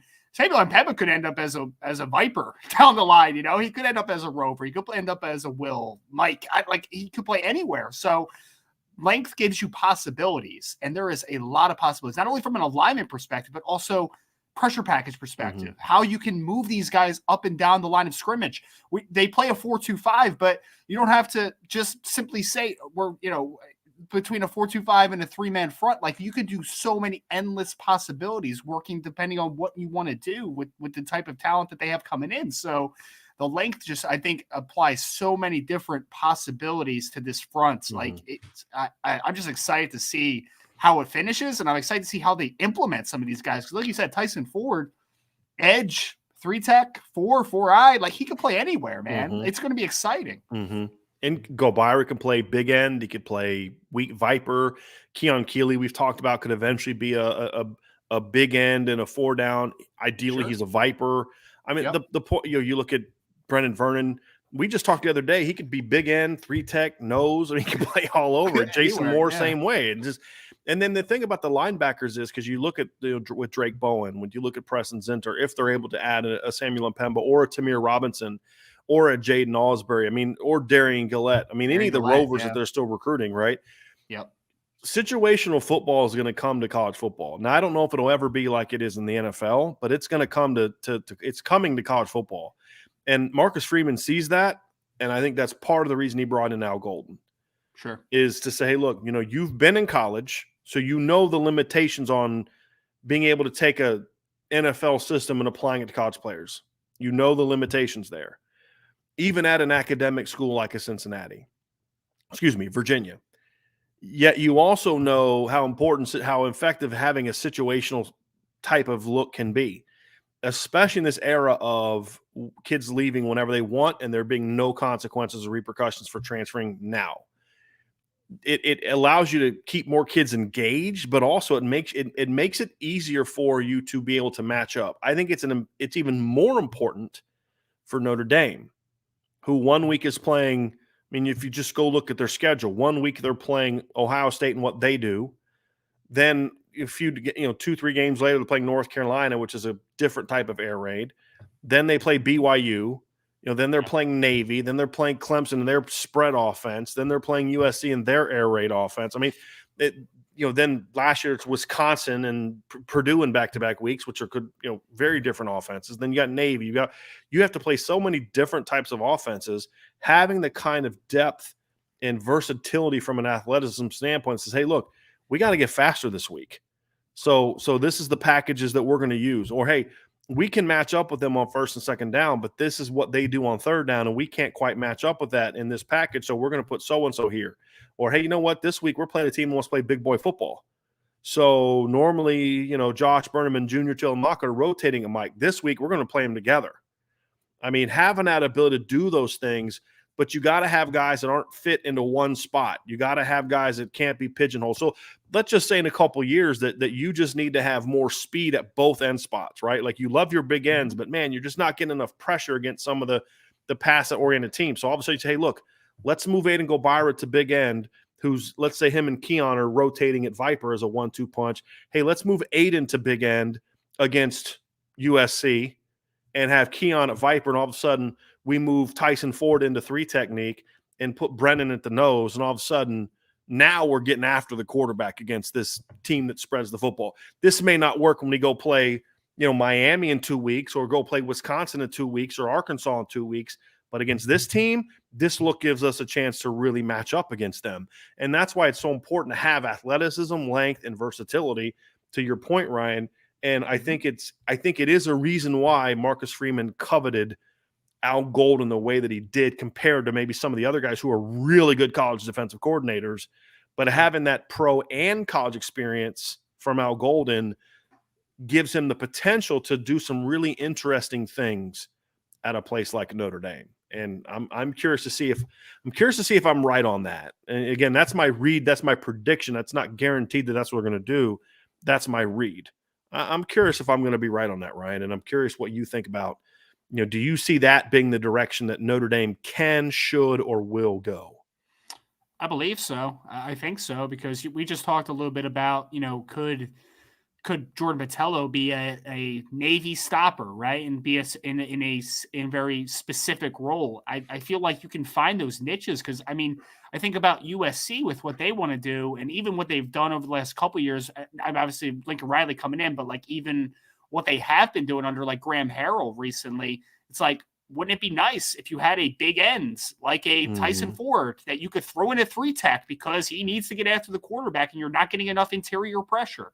Like, even outside of just, getting a couple different speed rushers in, and not really caring too much about the strong side end versus the Viper position. And I think me and Vince actually talked about this one day, Brian. It's like, I think soon we're going to get to a point, because like obviously the recruiting is always going to go towards, we want a guy that in theory is a Viper versus a strong side guy in the long haul, right? In the full scope. But I think we're going to get to a point now where these athletes are just going to keep getting so much bigger and so much more athletic that it won't matter anymore. Like, we're going to blink our eyes and Keon Keeley and Tyson Ford are going to be the strong side of Viper ends, and they're both going to be 6'5 plus and 265 pounds plus. And who cares who is labeled the strong side defensive end? Now, in theory, you still want a Tyson comparative to a Keon, but what I'm saying is I think there's more interchangeableness to how the game is moving. Mike versus Will, strong side end versus Viper, the safety positions. Like, who cares who's a free and who's a strong at this point? There's so much interchangeable, and in the right world, you want it to be interchangeable. If your defense is at the level that you want it to be, you don't want to have to pigeonhole guys, because you want them to be able to do so many different things. You want to play 2 high shells and then rotate wherever the heck you feel like rotating. Like, let's dictate what we do as a team, not what offenses make us dictate to be. So I think that's where it's moving. I think that's a game, especially, you said it perfectly. The NFL level is becoming very situational dictated, right? Because they are manufacturing space on the offensive level more than they ever have before. So having a matchup negator is what is big in the NFL right now. A Jeremy Chin now, that's your Rover strong side linebacker, and that's his role. And he might not be a perfect fit to either spot, but like in that role, he can do it well. That's where the game's moving. The tight end negators, the slot receiver negators, the corners that can work inside and out. They aren't just outside corners. They can also follow guys in the slot when need be. The strong safety that can come down in the box, or they can play man-to-man coverage in the slot, or they can play in the middle of the field if they're getting rotated to the middle. Like, I think it's becoming just so much more important now to have players that can do a little bit of everything, and that you don't have to just keep them in a simple, easy role. That the interchangeableness of the game, I think, is where the biggest movement's coming. And the best way to do that, recruit size and speed. Length and speed. Yes. Best way to get that done. Michael McLaughlin says, his comment is, I hope they don't waste Collie behind Marist for the next 2 years at least. Look, if Prince Collie is good enough to play, they're going to play him. Look, this isn't, the game has changed. You don't, Marcus Freeman has said this, I don't want linebackers playing 70 snaps a game. He doesn't want that. He'll play a linebacker 70 snaps a game if the guy behind him can't help you win.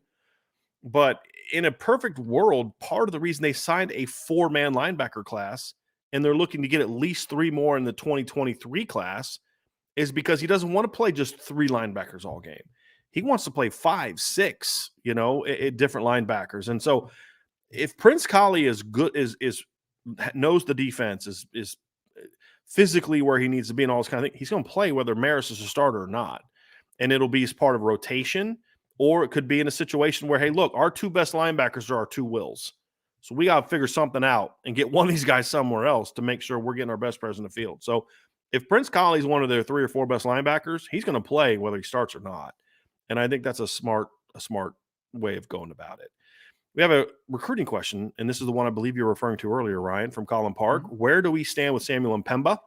I know he's visiting next weekend. Do you guys see us Notre Dame as the leader right now? Just for those who maybe don't follow recruiting, Samuel Mpemba is a native of St. Louis, Missouri, who is currently at IMG Academy. Mm-hmm. He is a 6'4", 230-pound freaky athlete that this year I think is going to play more on the edge for them, but also has played tight end. Notre Dame is recruiting him as a rover, but reality is they're recruiting him as a football player. Sure. And they will play him wherever he fits best. But right now, the look is for him is at Rover. So, Ryan, where does Notre Dame stand with Samuel Mpemba? And he is visiting next weekend, he says. And do you see Notre Dame as the leader right now? I do, yes. I believe that they are the leader for Samuel Mpemba. Now, obviously, they need to close here, right? And it's a big opportunity coming back to campus here. It's going to be a huge chance for Notre Dame to really kind of close this one out, or at least put it in the direction where that they can hopefully close it out in the near future. So yes, they are the leader for Samuel Mpemba, in my opinion.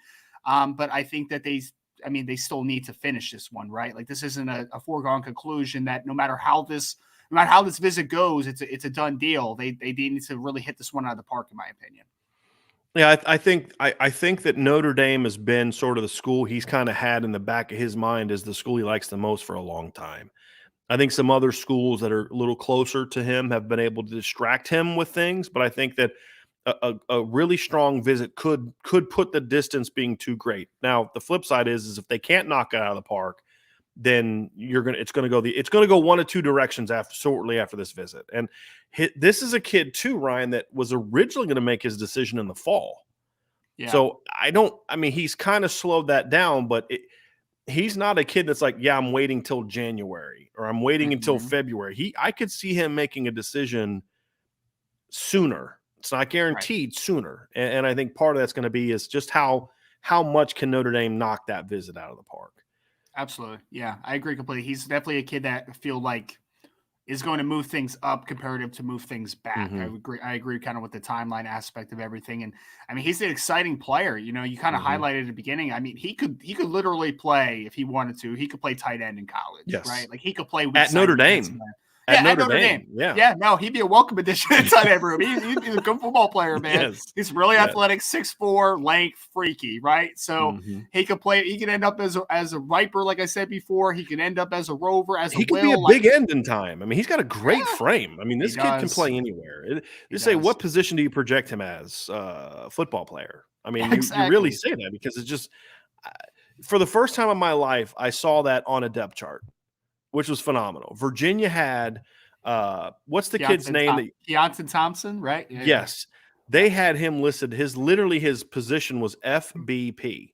I know what the heck that meant. So I'm like trying to look at it. And it was literally just football player. I mean, it was just, I loved it. I was like, man, they need to do that more.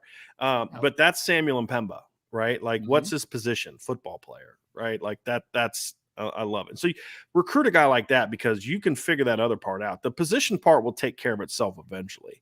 Yeah. But you don't turn down 6'4", 230 with freaky athleticism. Exactly. His body will determine where he ends up fitting in best. Right. But his skill set could, in theory, Rover just sounds so incredible, man, because obviously he's a freaky athlete, but then also you mentioned the blitzing off the edge type of thing. Like, that kid coming off the edge, with also with Keon Keeley in theory, and a couple of those other guys are kind of Aiden Gobera and all these guys. It's exciting to think about, man. So it's an interesting Rover fit, but we'll see where he ends up. I mean, he's an athlete where I don't think that you just put like pigeonhole. I feel like we keep saying that term, but like, you don't just say this is what you are, right? Like, let him determine what he is. Right.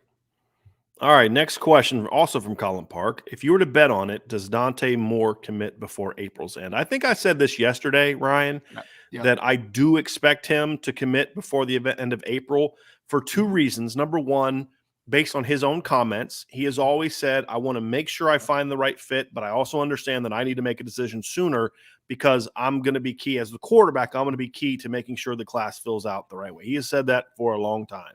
Sure. Number two, just looking at trends, right? I mean, I think, what was it, Ryan? If you look at the last 3 recruiting classes and take the top 10 quarterbacks on the composite list, I believe the number that I put on the message board was like 22 of them, of the 30 were committed before the end of April.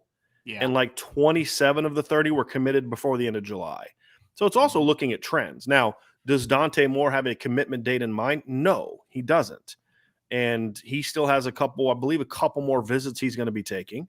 But as good as we feel about this, there's not a date in mind. But I can say that just based on everything that I know of the situation, I'd be surprised if he doesn't commit by the end of April. I think a lot of the top quarterbacks are going to commit before the end of April. I think a domino is going to kind of fall. Like, I think Chris Vizina will be committed somewhere before the end of April. I think Dante will.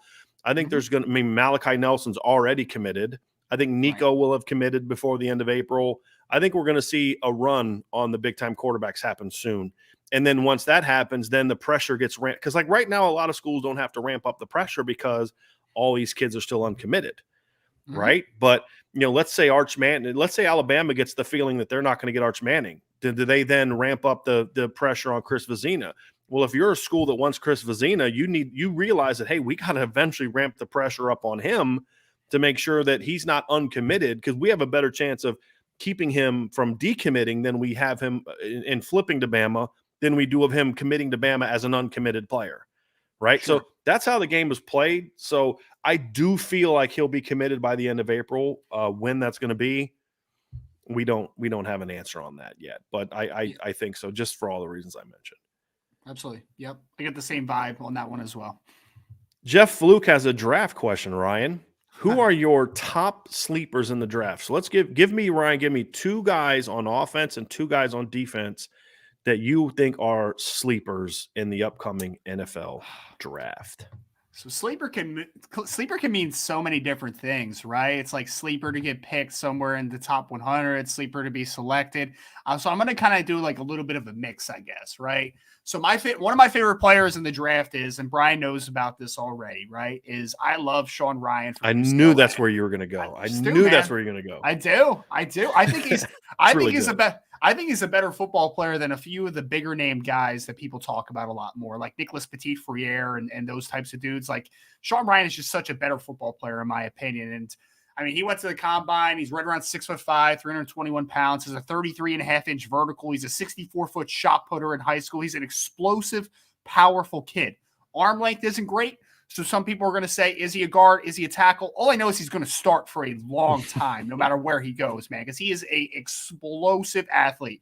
2 biggest things with him: incredible flexibility for his size, and also core strength. Like, his core strength is, I mean, he sits down on power and pass protection better than maybe anybody I've ever seen. Like, Kayvon Thibodeau got him in a long arm situation, and then he just set his butt down, dude. And you're not moving anymore. You're done here, sir. Like, you're not going anywhere. So he's a guy that I really have liked for a long time at this point. He's a guy that is super interesting to me. Another guy that I think Notre Dame has seen a little bit is Tariq Carpenter from Georgia Tech. Now, he's an interesting one.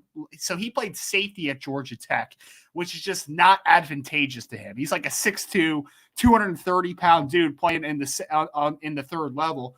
And he's a guy that went to the Senior Bowl, though, and he played on a true linebacker spot. I thought he looked really good, man. He can move. He's not going to be a guy that's drafted until somewhere on day 3. But, I mean, at 6'2" plus, 230 pounds with like 33-inch arms, I think he's a prototype Will at the next level. And he's going to run somewhere 4.4s, 4.5s, and he's going to be a good athlete for his position as well. So Tariq Carpenter is a guy that I think is super under the radar. Sean Ryan has a little more hype than him, but I think that they're both guys that are going to come in and they're going to compete early. I think Carpenter is long-term more of a developmental linebacker, but I think he has starter upside. And I think Sean Ryan is a top 20, 25 player in this draft. And I think that he might not be drafted like that. I think he's a firm second-round selection at worst, but I think a team's going to get a gamble on him potentially in the second round, because I think that he's a lot better than some of the Nicholas Petit-Frères and some of these dudes that just have a lot more fanfare because of their name, right? But I really do love Sean Ryan out of UCLA. Irish 0687 asks, do you think a lot of people are used to underutilized talent, which leads to the fear of players transferring, underachieving, etc.? What are early signs to prove this staff's different? There really are no signs that prove this staff is different because we haven't seen this staff in action. I mean, I think there's a lot of things that when we look at kind of Notre Dame's development in recent seasons, I think that it's not so much that I know Marcus Freeman is going to be better than Brian Kelly. It's just Brian Kelly was what he was. I mean, he was who he was. There was no question about. We knew his limitations. We knew what he was going to be good at, and we knew what he wasn't going to be good at, and we knew he wasn't going to change. And so for me, I don't know that this staff is going to be any better. I mean, I can make predictions. I think it is because I think the O-line coach is better. I think the receivers coach is better. I think Tommy Reese is ascending. I think Dylan McCullough is a good football coach. I think Al Washington is a good football coach. I think Al Gold's a football coach. I mean, of what I know of these guys, they're all good football coaches. Will that turn into this team getting more out of its talent than I think it has in the past? I don't know. I'm optimistic about it. I'm hopeful about it. But I also kind of understand why some Notre Dame fans are a bit pessimistic about things. And I don't mind that. I really don't. I don't mind people being pessimistic about, is this guy going to play well? Is that guy going to play well? My only frustration comes from when people just don't recognize when guys are actually playing well. Like there was a comment in the chat about, I hope Aiden Guevara beats out Justin Adamiola. It's like, what are you watching that would make you think you don't want Justin Adamiola on the football field next year? So I think that probably, I mean, who knows where that stems from? Maybe it's because he wasn't a 5-star recruit or whatever the case may be. But it's like, JD Bertrand wouldn't play at such and such. Like you don't know the answer to that, right? And I feel like sometimes we set these either unrealistic expectations on guys. Well, he only had 101 tackles as a redshirt sophomore his first year in the starting lineup, and he had these 3 bad plays, and so he's got to go. And Bama's guys would never do that. Well, it's like, wasn't Notre Dame's defense pretty good last year? Like they finished as a top 10 defense in efficiency last year, guys. Like this is a pretty good football team. This is a pretty good defense last year. And I feel like sometimes we kind of focus a little bit too much on what kind of goes wrong and don't give enough credit for what goes right. And that's kind of where my frustration comes from. Would this guy start at Alabama? I don't know what you've been watching, but Notre Dame's had a better defense in Alabama 3 of the last 4 years. True. So, I mean, maybe he wouldn't start, but maybe that's a good thing because Alabama's is doing his worst job, in my opinion, and I would argue that Alabama's had more talent than Notre Dame has had in most of those years, top to bottom, but Notre Dame has been better.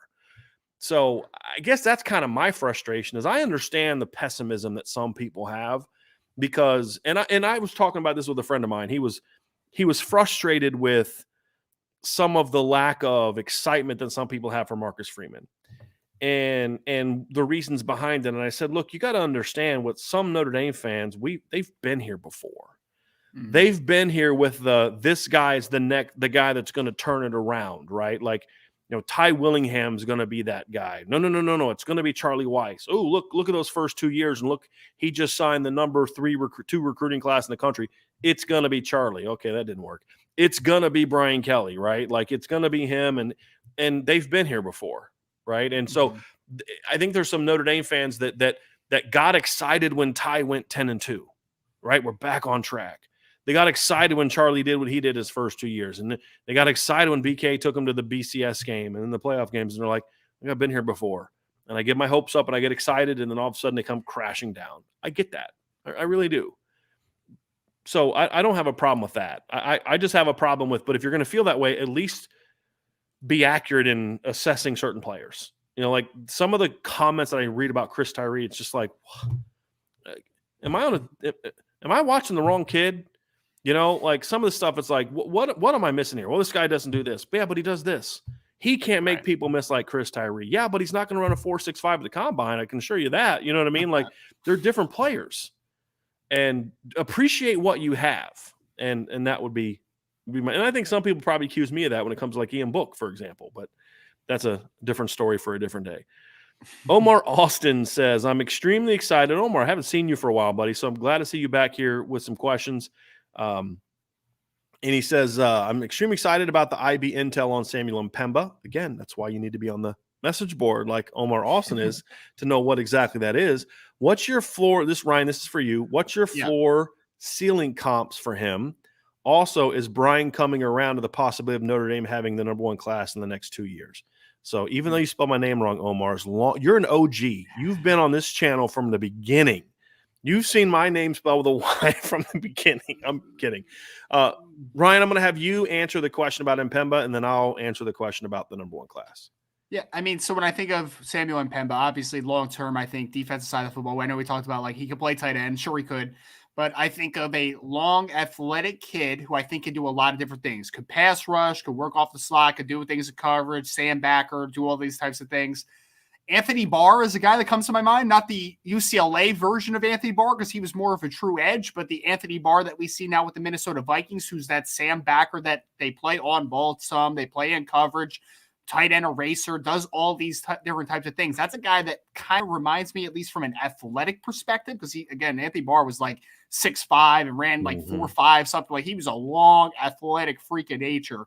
So something like that would kind of be my ceiling, because I think that using the versatility aspect of him is going to be the best parts of Samuel Mpemba. Now, if he becomes a guy that maybe is like a true inside linebacker that is that long athletic kid, maybe a Zach Cunningham that played at Vanderbilt that's now a good linebacker. He's a long kid, like 6'4", vines for arms, has been a good player for the Houston Texans over the last few years. So I think that's a little more of a, I don't want to call it pessimistic because Zach Cunningham's a really good football player, was at Vanderbilt as well. And he's got that length that kind of pops in my head a little bit. But I think if we're talking about the best case scenario for an Mpemba, I think of the more he can do. He's going to excel at more possible things. But if we pigeonhole him into being one specific will linebacker, for instance, then maybe we get a Zach Cunningham, but it's still a really good player, but it's just not doing as many different things as maybe we anticipated. I think the hope for me is that Notre Dame starts recruiting some players that become the comps for other people. I think that's the thing. And what I mean by that is, don't be, I think the game of football, to your point, Ryan, I think you've kind of, I don't know if you would say this specifically or have said this specifically, but I think you're kind of talking about what I've kind of seen a lot with the NFL that you're seeing come to college football, which is you got to stop pigeonholing guys into one position. Sure. Because teams are so different. And especially in college football where there's not 32 teams, there's 130 teams.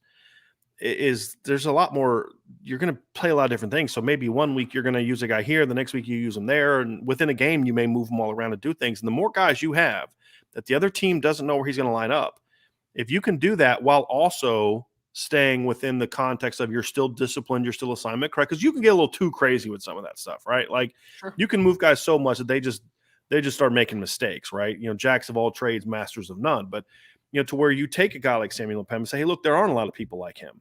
So let's take advantage of that. There aren't a lot of athletes like a Keon Keeley. There aren't a lot of guys like Kyle Hamilton. And we started to see Notre Dame last year especially start to use him in kind of some different ways and say, hey, look, we're going to take advantage of this and we're going to use him in this way that teams aren't going to expect. And then all of a sudden other teams, well, who's your comp for such and such? Well, it'd be Samuel Mpemba from Notre Dame, because he just could play all over and do different things. He's edge rushing one play, he's dropping into coverage the next, he's playing Mike the next, and I think that to your point, Ryan, that's kind of thing is like, when you have a freak like him, don't force him into one spot. Right. Let his game, let his body determine kind of how the different ways you're going to use that. Now, to the second part, am I coming around to possibly Notre Dame having a number 1 class in the next 2 years? Yeah, actually I am. And, I have always said I think Notre Dame can have a number 1 class when we look at it from how I view it. Meaning, it's not just about a points-based system. It's about, impact players. Did you meet your needs? Do you have depth and all that kind of stuff? But I never felt they would have one on a ranking system. And I'll be honest with you. As I look at this class and what they already have and what could join the class, I wouldn't be shocked if Notre Dame finishes with the number 1 class, assuming they don't just drop all the Notre Dame players, right? Like if Keon Keeley comes out and says, hey, no more visits, I'm not flipping. Well, he's not the number 4 player in the country anymore. Let's drop him into the 40s. Like if something like that happens, then sure. Okay. They won't finish number 1, but I mean, to finish number 1, you've got to sign multiple 5-star players, just because it's a point-based system. A 5-star player is going to account for, I think I showed this one time before, and I'm going to try to point this out again, but like if you're like the number 32 player in the country on Rivals and you're in the number guy's the number 33 player, 1 spot difference, it's a big gap between that guy from a point system because of the manner in which they count, like, 5-star versus 4-star and all these other kind of things. And so, to me, I think that's why I've always kind of felt like it's going to be hard for me to see them do that. So, that's kind of where my issue has been, sort of in the they can or cannot have the number 1 pick. So like, yeah, I think this one can be different. I do think this group can be different because there's legitimately, Ryan, I'd say, trying to think here. I'm counting in my head. There's legitimately 9 or 10 guys on the board that I could see Notre Dame landing that are top 50 recruits. Yeah. Now, I'm not saying they're going to get them all. Sure. But there's legitimately that many that have chances to be top 50 recruits. Yeah. That's. I mean, do you want to work through them real quick? Yeah. Just for context. All right. So Dante Moore. Right. Dante Moore. Cardinal Tate. Rodney Gallagher in there for you? I would view him there. I don't. He's to me still kind of borderline outside the top 100 by the ranking services. So again, this isn't our opinion. Understood. This is how they're ranked. Sure. He would not be. I think Braylon James is close enough to where he could jump in with some, because only like 67 and 79. 67 and 79 by 2 different. But I didn't even count him, right? Yep. But you've got Samson Okunlola on the offensive line. Sure. You got Charles Jagasaw on the offensive line. Mm-hmm. You got Keon Keeley defensive line. Sure. Jason Moore defensive line. Brennan Vernon defensive line. Yep. You have Drake Bowen linebacker. You got Peyton Bowen at safety. Justin Redd at corner. Yeah. That doesn't include a Jaden Alsbury. It doesn't include Samuel Mpemba. I'm sorry. Samuel Mpemba. That's 11. Right? Yeah. It doesn't include like, they go out and Deuce Robinson or, Justice Haynes. I mean, talking about guys like that I don't think they're going to get. It didn't even include Monroe Freeling, who I think is a top 50 player, but right now isn't ranked by anybody near the top 50. He could end up being there at some point in time.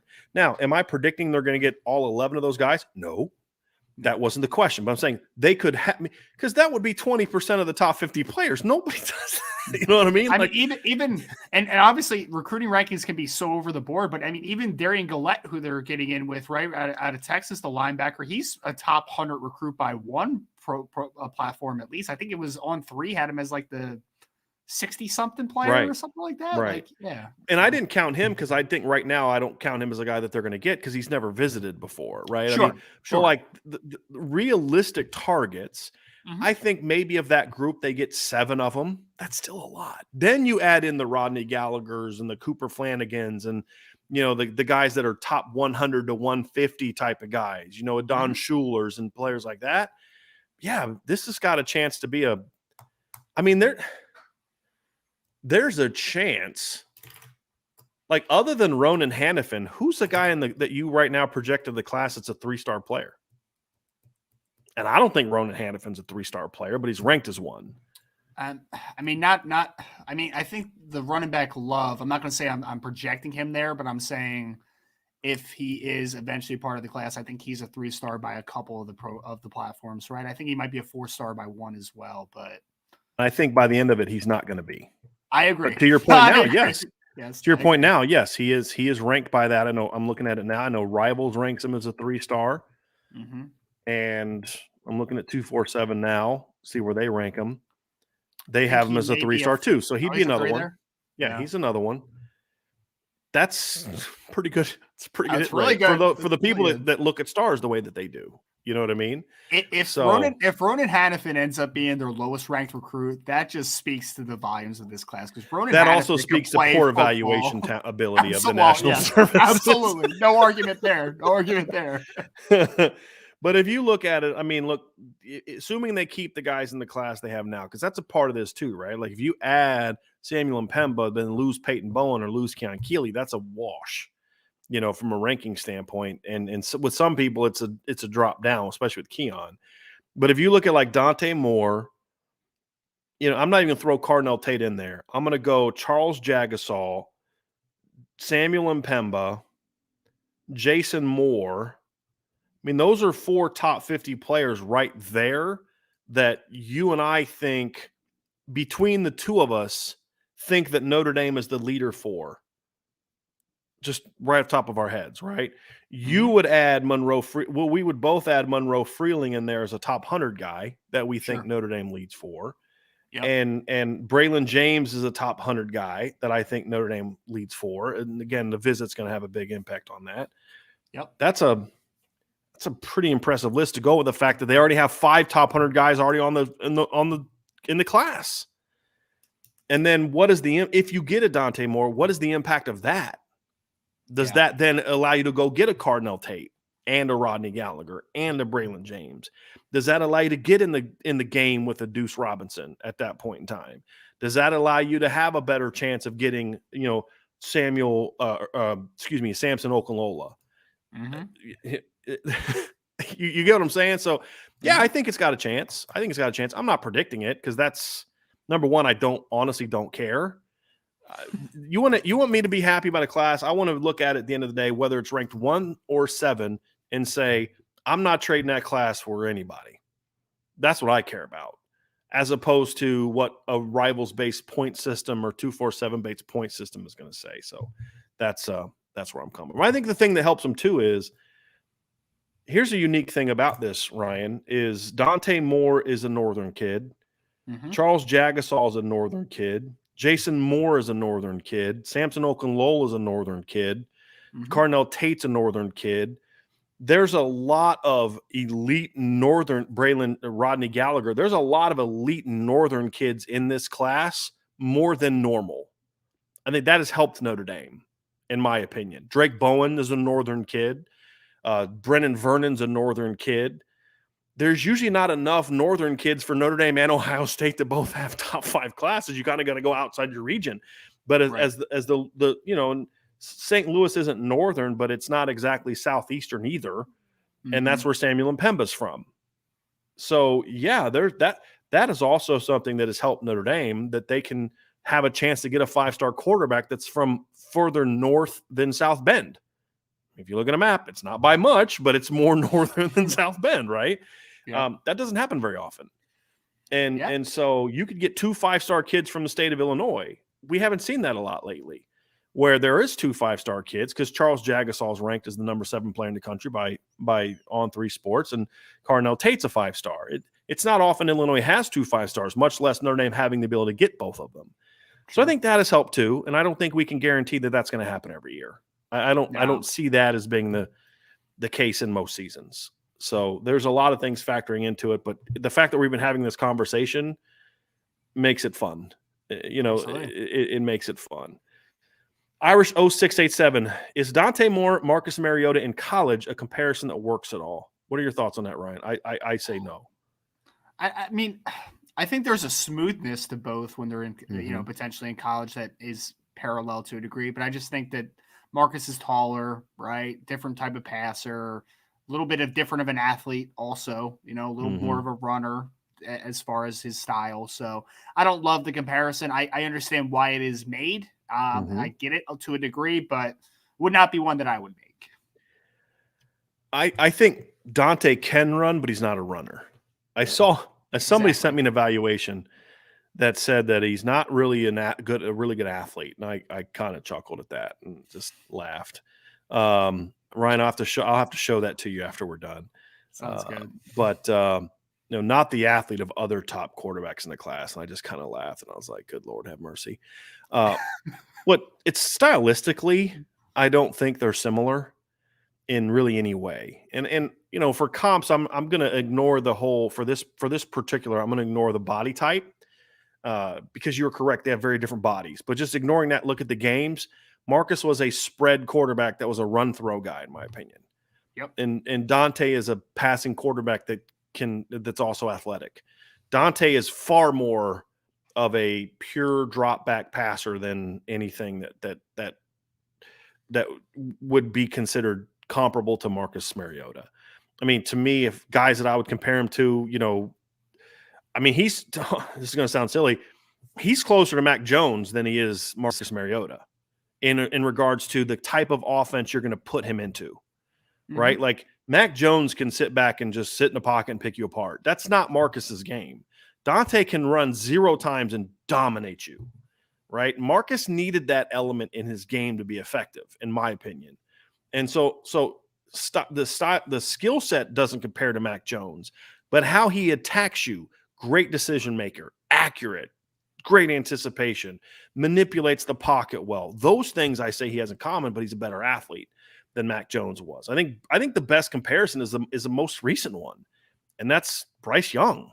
Yeah, I think sense. they probably have neither are real big, although Dante seems to be a little taller. Neither are runners, although they're both good athletes. Both incredibly accurate, smart, heady, instinctive. I think Bryce Young is, and I kind of hate making comparisons that are that close in age because it seems kind of lazy, but it's hard not to look at those two kids and be like, man, they have a lot in common. I would say, though, that Dante plays the and as you know, this for me is a compliment. I don't know how else to better describe it. Dante plays the street ball game better, which I love in a quarterback in today's game. It's that off platform. Because when I say street ball, it's like when we were kids, we're playing on the street. You didn't just do like your 3-step drops and throwing time. I mean, you're running around. You're like going, like you're throwing sidearm. You're flicking the ball up. I mean, that's how you played at least that's how we played in the streets.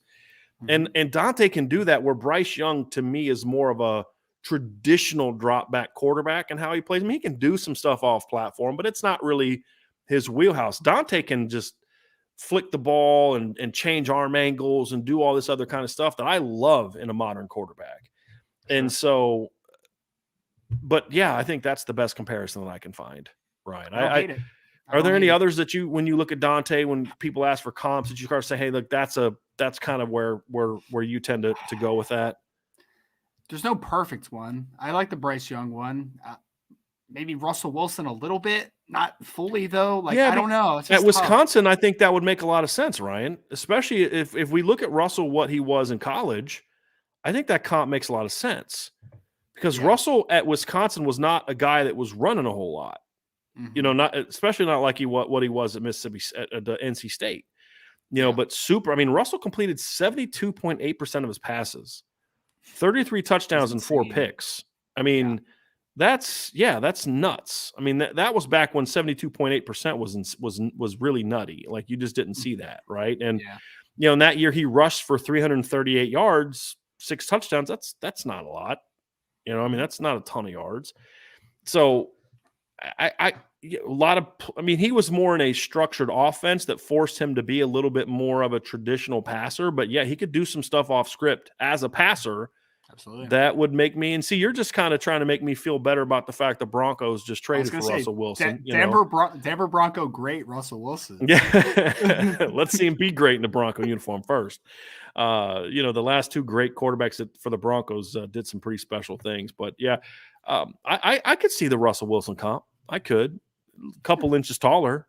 Inches taller. Yep. Different kind of hair. Russell always had like the really nice, neat, groomed. Dante's he's got big hair. So but style of play wise, I could see that.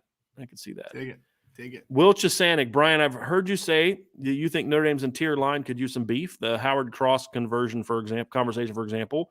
Are there any 300+ pounders, big boys, that Notre Dame is looking for at 2023 or 2024.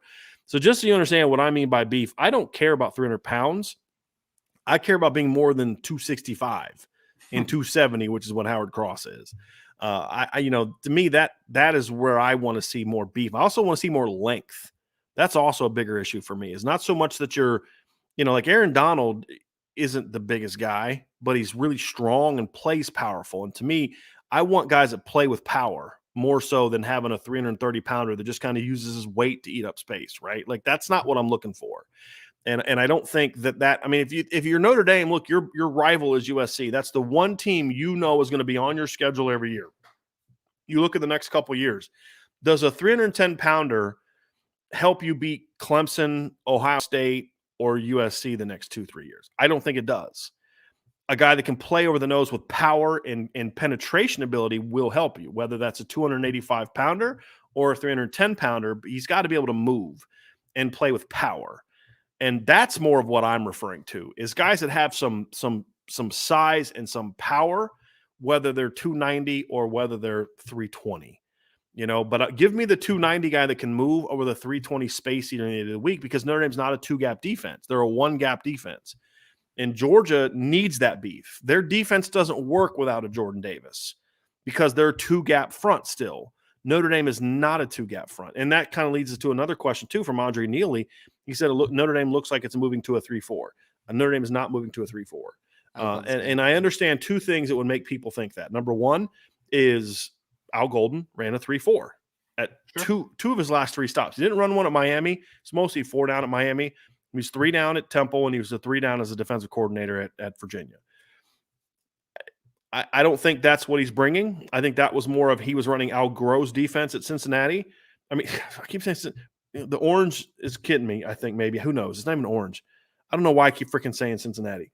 At Virginia, he was running Al Groh's defense. That's what they were running. They were running Al Groh's New York Jet defense.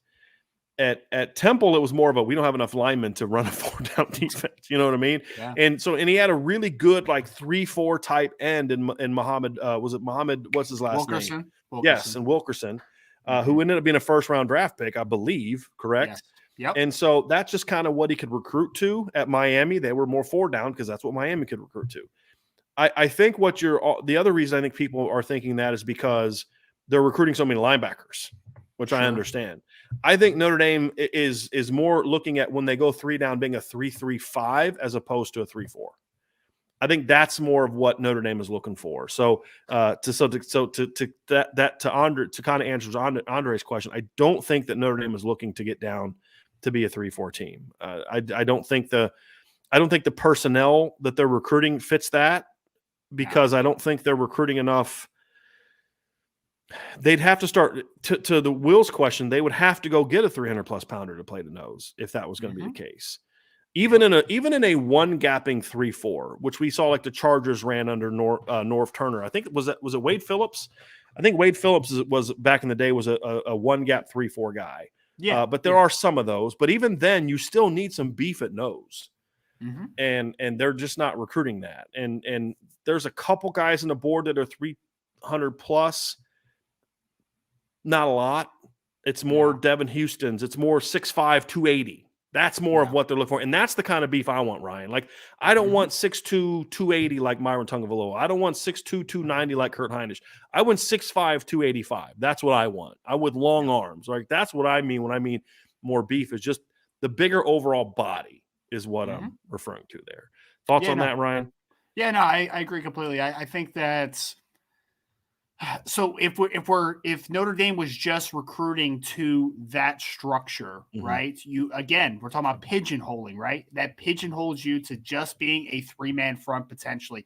The fact that they are recruiting players like Devin Houston and Jason Moore who are in that mold, those guys can play between a 3-4 and a 4-man front. They don't have to just be a nose tackle. They're not. I mean, although Jordan Davis was an excellent player for Georgia, he's not going to play in a 4-man front a ton, right? Because that's just not what his job is. That's not what his body tells him you could do.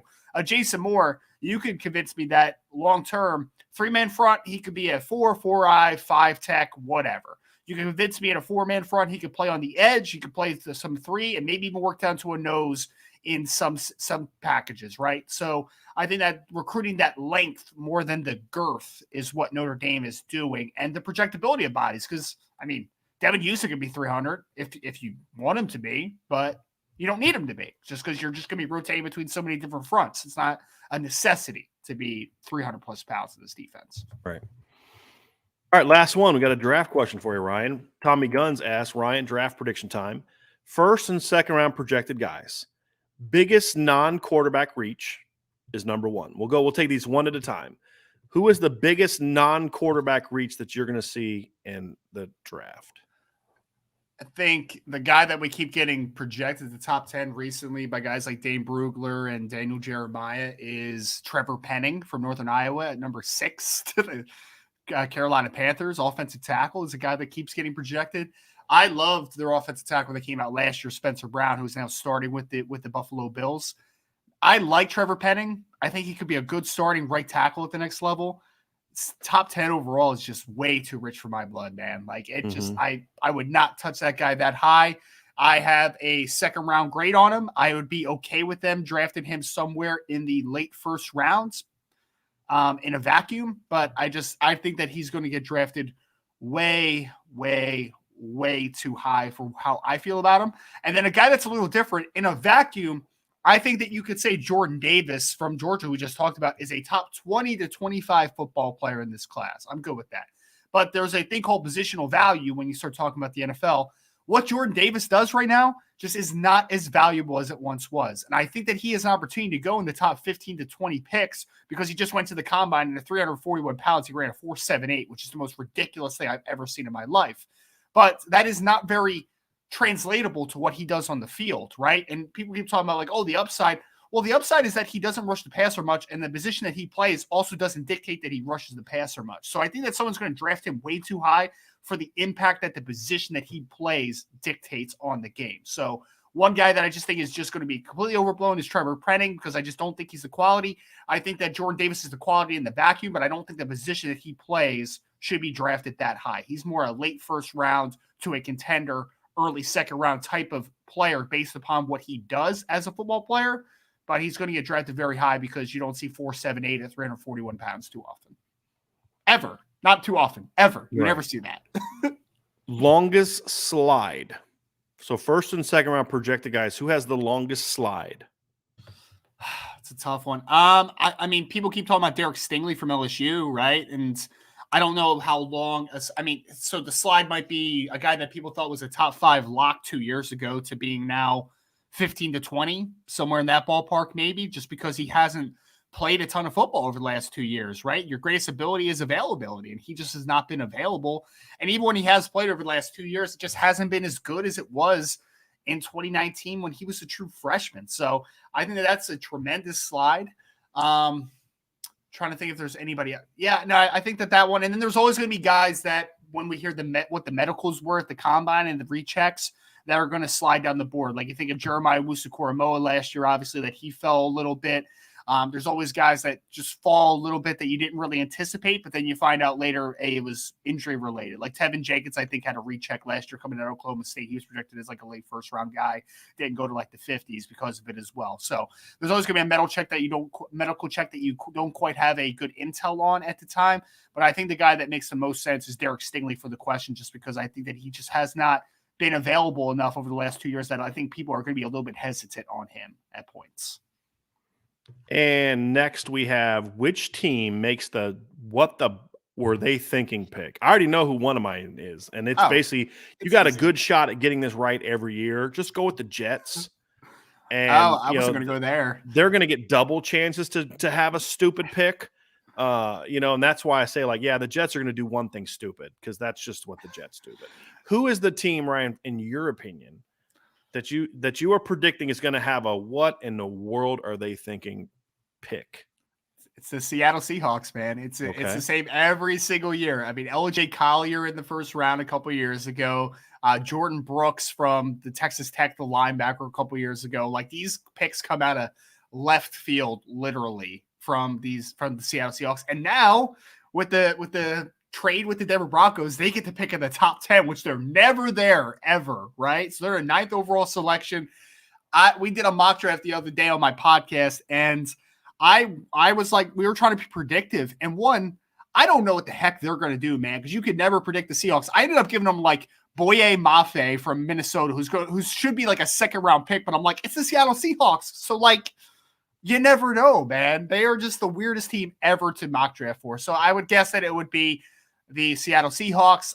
Some people were talking about quarterback. I don't see quarterback in the equation this year for them. I think that they're getting a lot of draft capital right now because I think they understand that the rebuild is real, man. Like they're not a quarterback switch and, rookie contract away from getting back to this thing. Like their roster is bad. So they did a complete rebuild. So I think we're going to see them drafting a lot of position players outside of the quarterback spot.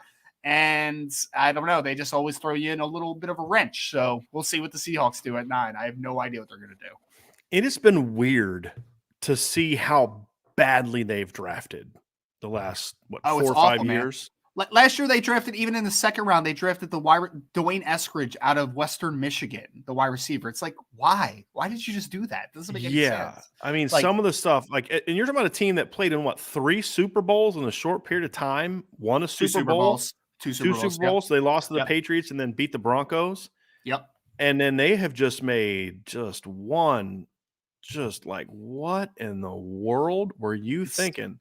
It's Type bad, of man. picks. It's like, I mean, it's not even like at the top. I think I read somewhere where like they've got like whole draft classes in the last few years that are just not even on the team anymore. They just literally struck out on almost the entire draft. Like, how does that happen? I mean, that's really bad. That is really bad. And the Philadelphia Eagles are on a similar wavelength. They're not as bad because they're not quite as out there. But I mean, the Eagles are another team that just have missed so badly, man. Like, it's just been like Jalen Reagor over Justin Jefferson and Sidney Jones with his injury stuff. Marcus Smith was a defensive end they drafted out of Louisville a few years ago that like couldn't play, and Jermaine McDougal, and it's been rough for Philadelphia Eagles, man. It's been not great. And then they drafted Jalen Hurts instead of drafting, Jeremy Chin or DK Metcalf or someone like that too. So yeah, it's not been great. And I just saw that Eskridge for the Seahawks had 10 catches for 64 yards this year. What a joke, man. What a joke. 5'9", 190. Before he ran the 4.3 something that he ran at his pro day, people were projecting him to be like their day 3 sleeper, and all of a sudden he's a second round pick. Like, come on, man. Stop. That's not good. That's not good. When a guy gives you that little production as a rookie, and I'm reading here, I don't believe he was injured. If I'm saying this correctly, I don't see. I mean, he played in 10 games. I don't see like an injury as being the reason for it. But yeah, I mean, he wasn't even. Yeah, that one was a bit of a head scratcher. A little bit of a head scratcher. There's one guy I wanted to ask you about. Former teammate of his, Skyy Moore. Skyy Moore, good player. Thoughts on him? Nah, he's a good player. I think he might go in the second or third round now after his combine. He ran fast. His film's good. He's much different than Eskridge. Like, Eskridge is a slot only small dude, and Skyy Moore's not big either, but like he had decent length at the combine, and he's shown that he can play outside the numbers a little bit. He can play inside and outside. He reminds me a little bit of Tyler Lockett that plays with the Seahawks a little bit. He just has incredible body control, underrated speed. Like, he can stretch the field, kind of like Lockett could coming out of Kansas State, and he catches everything. Like, he adjusts to the football, and he just doesn't drop the football. So I like Skyy Moore a lot, actually. If you look at the percentage of their pass game production that was him, it's kind of insane. I mean, it's almost half their touchdown passes, over like over a third of their yards. Like, he had 1,293 yards. They only threw for like 3,100. They threw for 3,200 on the year. Like, he had 90 some catches. They completed 234 the whole year. I mean, he had 1,000 yards. They had 2 guys in the 700s, and after that, their next highest guy was Anthony Torres, who's a Mishawaka kid who had 137 yards. Yeah, tight end. Brother played basketball at Notre Dame, and it was just like, he was a dude for that offense. There's no doubt about it. So, and we're going to end it there. End it on a draft question. So, everybody, good questions today. Really enjoyed it. Ryan, thanks for joining for our little daily impromptu Q&A. So that was good stuff. So everybody, hey, make sure before you leave, hit the like button, hit the subscribe button, hit the notification bell, share this podcast, sign up for the message boards. We had a ton of people sign up yesterday because of our Intel feature. And you don't want to wait to sign up after the fact next time, where you're a day or two after the fact of getting it. You want to sign up now at boards.irishbreakdown.com. Check it out. Great place to be. And always a lot of fun talking and going through everything that we do. So, Ryan, thanks for being with us. Vince obviously was a part of the show earlier, did a great job. And thank you all for being a part of it and coming correct with your questions and helping us have another great podcast here for the Irish Breakdown Podcast. Talk to you guys tomorrow.